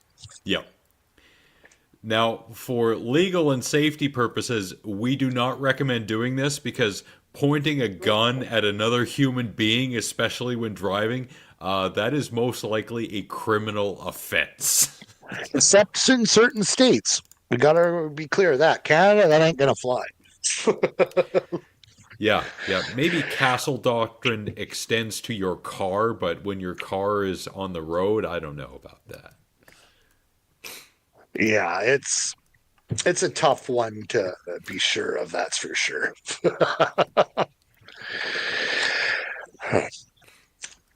I got one here. We're just gonna say it's yeah, these are all pretty much fuck around and find out. So this one here, it's kind of hard to understand what's going on, but what the idiot was doing is it's not what he was doing, it's how he thinks that he's going to be able to stop.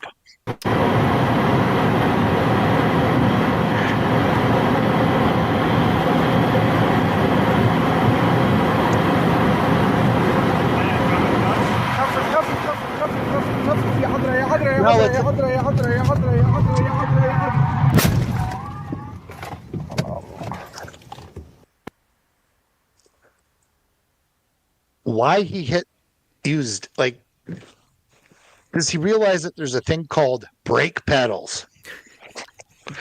But no, because you get right to this point here.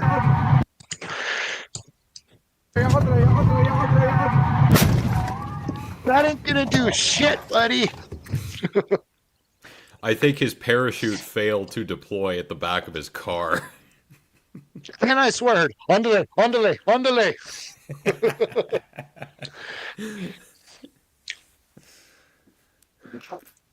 But I always love these ones where someone sticking their nose where it don't fucking belong, bitching for no reason, and then they put the ass in assume.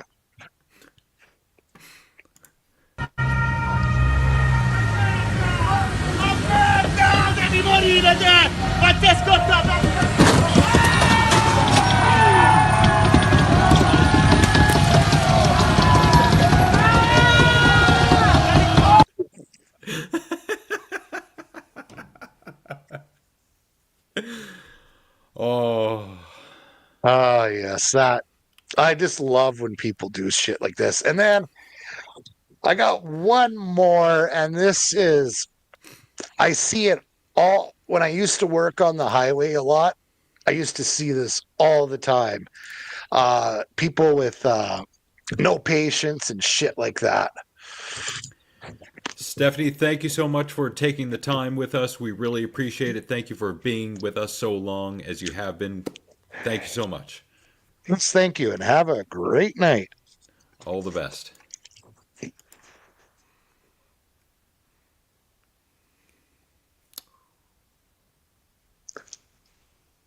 Ha ha ha. As it turned out, the bus clipped the car.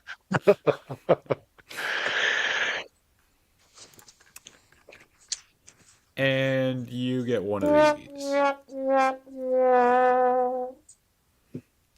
Oh, sweet Jesus.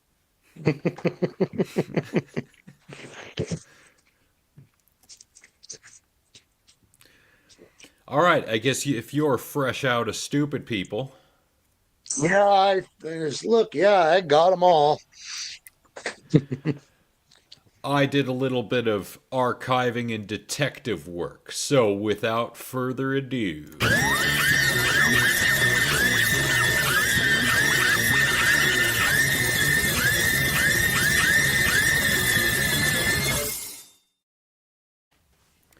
So I was going over some old shows, and I noticed something with one of the Karen clips that we played not only last week, but at the beginning of the year. So, ladies and gentlemen, mostly ladies, I would like to present my evidence for a possible staged Karen clip show. And play.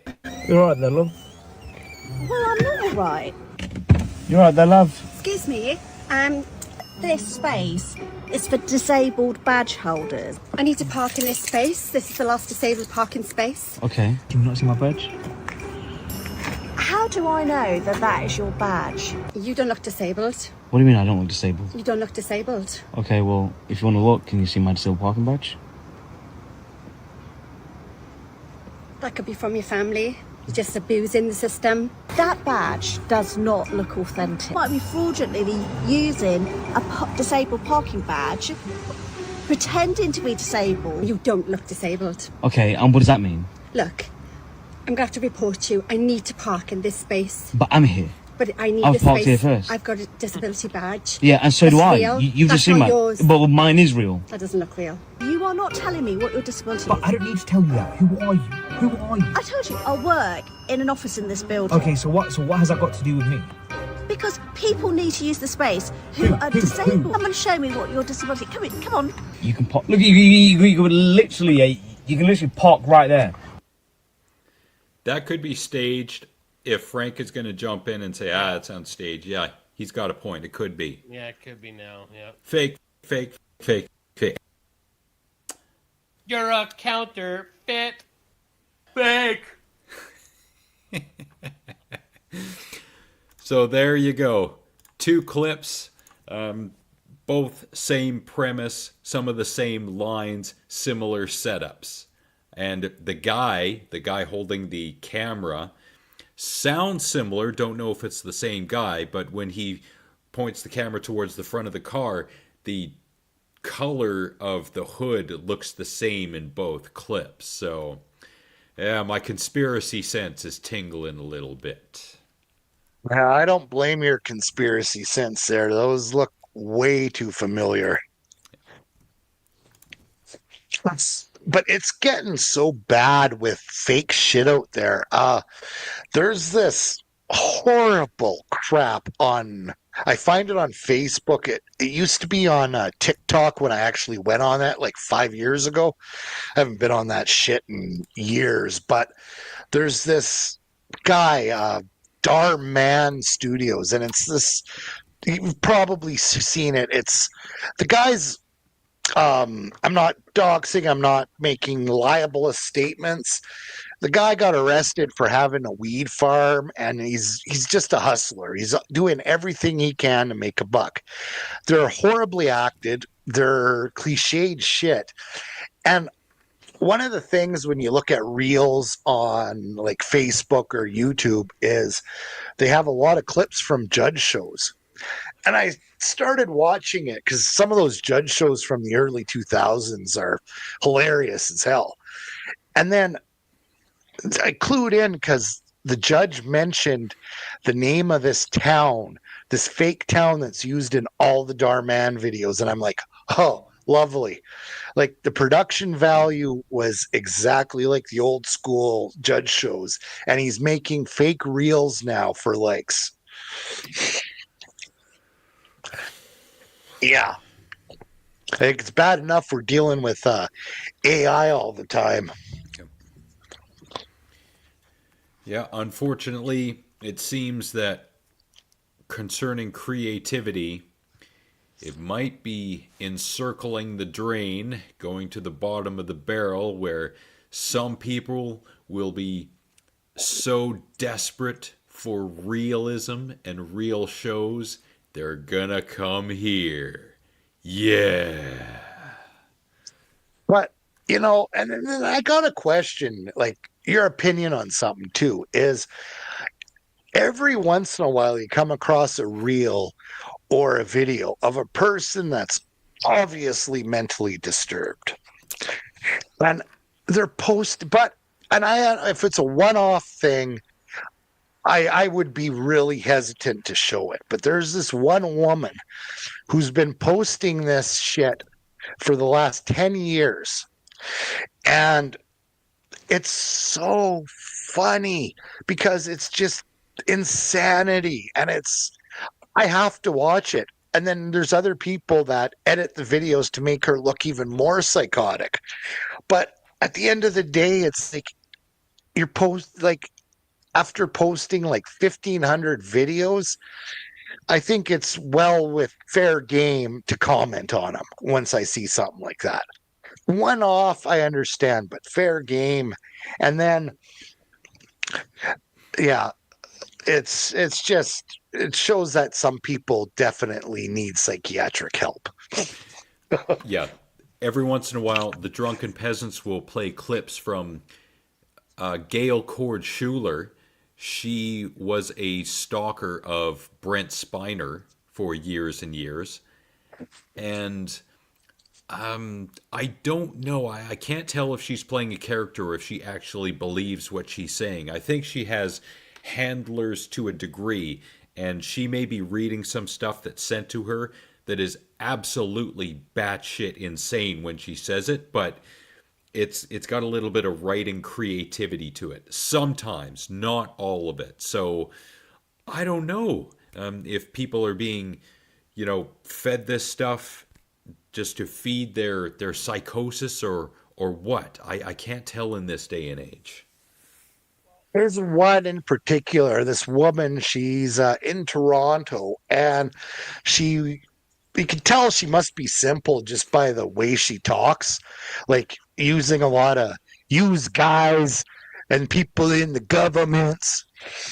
Like she'll say shit like that, but it's funny because she's like, she'll start yelling and screaming, talking about how the secret government unit is using lasers to burn her privates.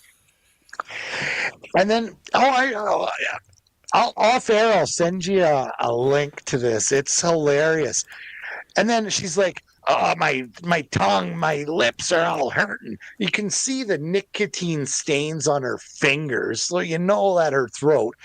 And then a few weeks back, I'm like on Instagram because I don't really follow many people, and I follow her because it's gold, like it's good for a laugh.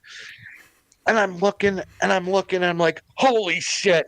She took a picture of her vag and posted it on Instagram to show, and yeah. And then she's blaming the people above her for chemical in her. That's what she says. They're chemical in me. And she talks about having sores on her body, but then you look at her hair and you can tell she hasn't had a bath in probably a month. So it's like, should somebody like that be under the hospital care? Because obviously somebody's letting her post this shit and it's friggin' comedy gold. The funniest part of that description was when you said lasers. Is that how she pronounces it? Lazor in me, and she even spells it Lazor. Barney, you're a wimp. You and your government. And then she goes after the unit above her. So she acts like, and the way she says it, back in unit, whatever number it is. And you think she's talking about like a World War II, like SS unit, like unit blah, blah, 1-2 is causing this. Well, I went up there to peek, and there was a guy who doesn't belong in this. So you can see the paranoia running through the head.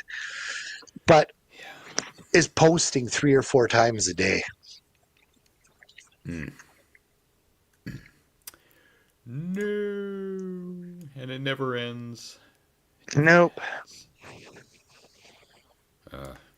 But you know what is eventually going to end is this episode of Alex and the Garbage Man featuring the redneck. Now, before we go... My picture that I have hanging. you went straight to the Overlook Hotel and stole that one, didn't you? Oh, hell yeah. And my pictures fell. Oh, that's great. Yeah, the Overlook and Mount Robson. Nice. Can't go wrong with either. Now, because Nick isn't here, we don't have anyone to tell the people to love each other and, you know, blah, blah, blah, all this hippie bullshit. Taking time and you know, Jesus, he says it every show, and I forget now. We don't know what people are going through, so have patience. None of that this show, even though I just said it. Good Sir Redneck. What wisdom culled from your years of being a redneck would you like to impart unto the people? Well, don't play leapfrog with a unicorn.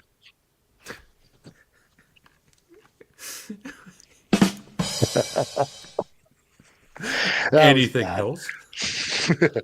No, just take care of each other. Don't drive like an idiot. And yeah, go Cougars.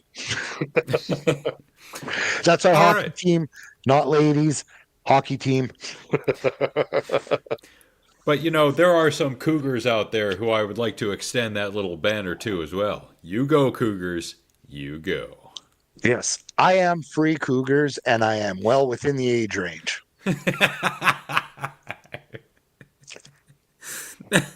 Now, maybe you've answered this already, but in terms of recommendations of things like music, movies, books, restaurants, cousins, is there anything you would like to recommend to the people?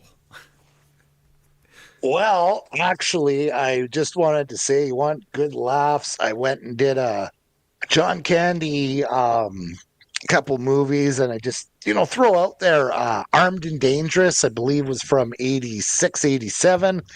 And Who's Harry Crumb watched last night, actually. And it's not the greatest John Candy movie, but it's funny. And a few of his SCTV pals make little appearances here and there if you can spot them. Excelente. And, of course, anyone who's watched this show for any length of time knows that I am about to recommend a movie as well. This one is from 1984. It's called Kill the referee. Michelle, a referee, has to suffer the consequences of having whistled a penalty against a team which is supported by football hooligans. Hour 22 including credits, 6.1 out of 10 on the Internet Movie Database with, oh no, 666 votes. Oh shit. Oh no, bro, you know what that means. That means, where is it? Okay, we'll go with this one. The devil recommends this movie. And so do I. This is a great little movie that has to do with, as one of our commenters was saying earlier, to do with mob mentality. I think it was Craig who was saying it. I'm going to give Craig the credit anyway. This is a great example of a movie where people who are in groups who think alike, they believe the same bullshit, and things escalate as they do because it's a movie, and people tend to believe more and more wild and insane things. So a great example right here. So Kill the Referee, wherever you can find it. I recommend giving the Internet Archive at archive.org a try. There might be or might not be a copy there, but the subtitles might not be exactly queued up to the dialogue, so you might have to do some stuff on your own regarding that. Anyway, good movie, liked it a lot. That is what I highly recommend this week. And that is it.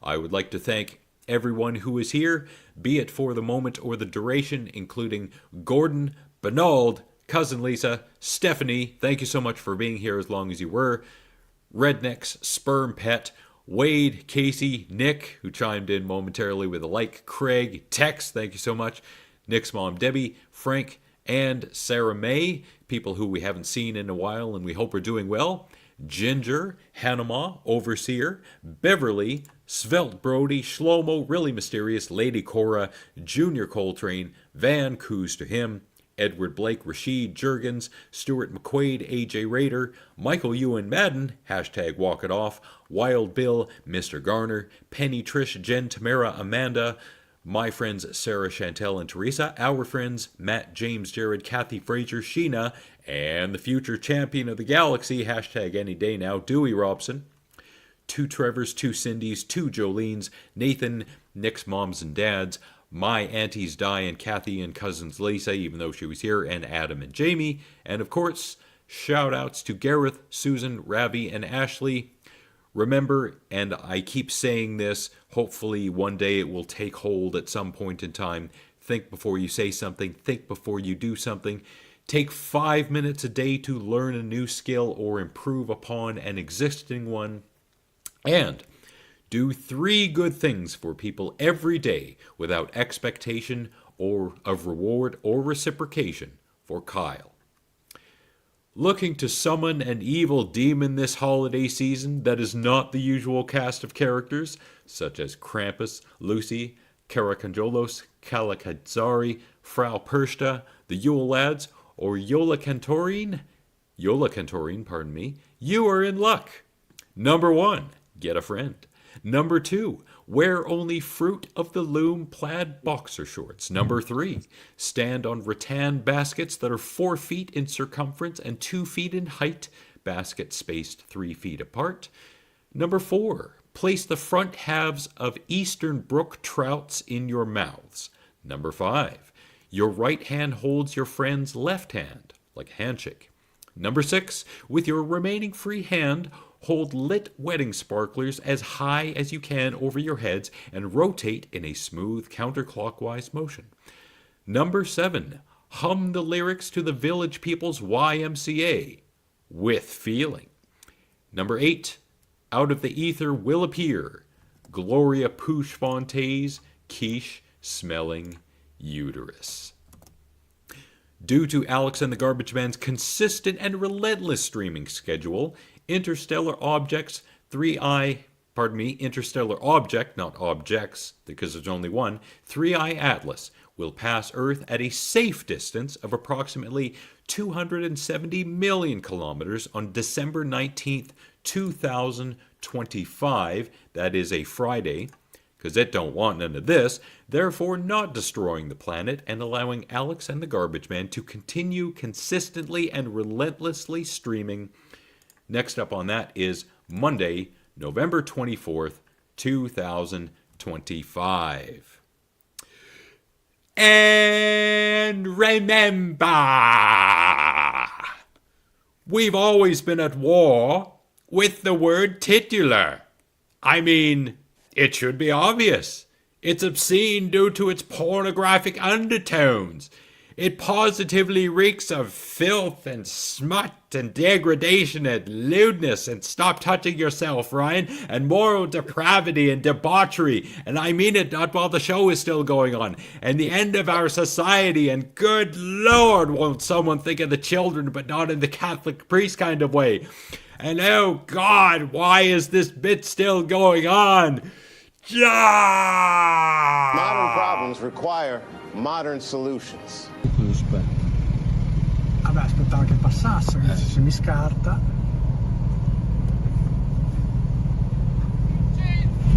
Porca troia, hai visto che roba?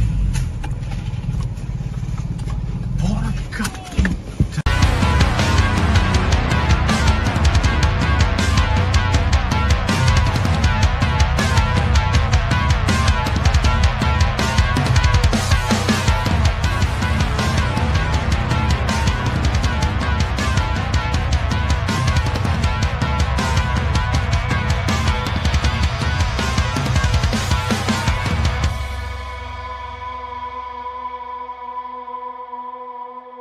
Kick his ass, Seabass!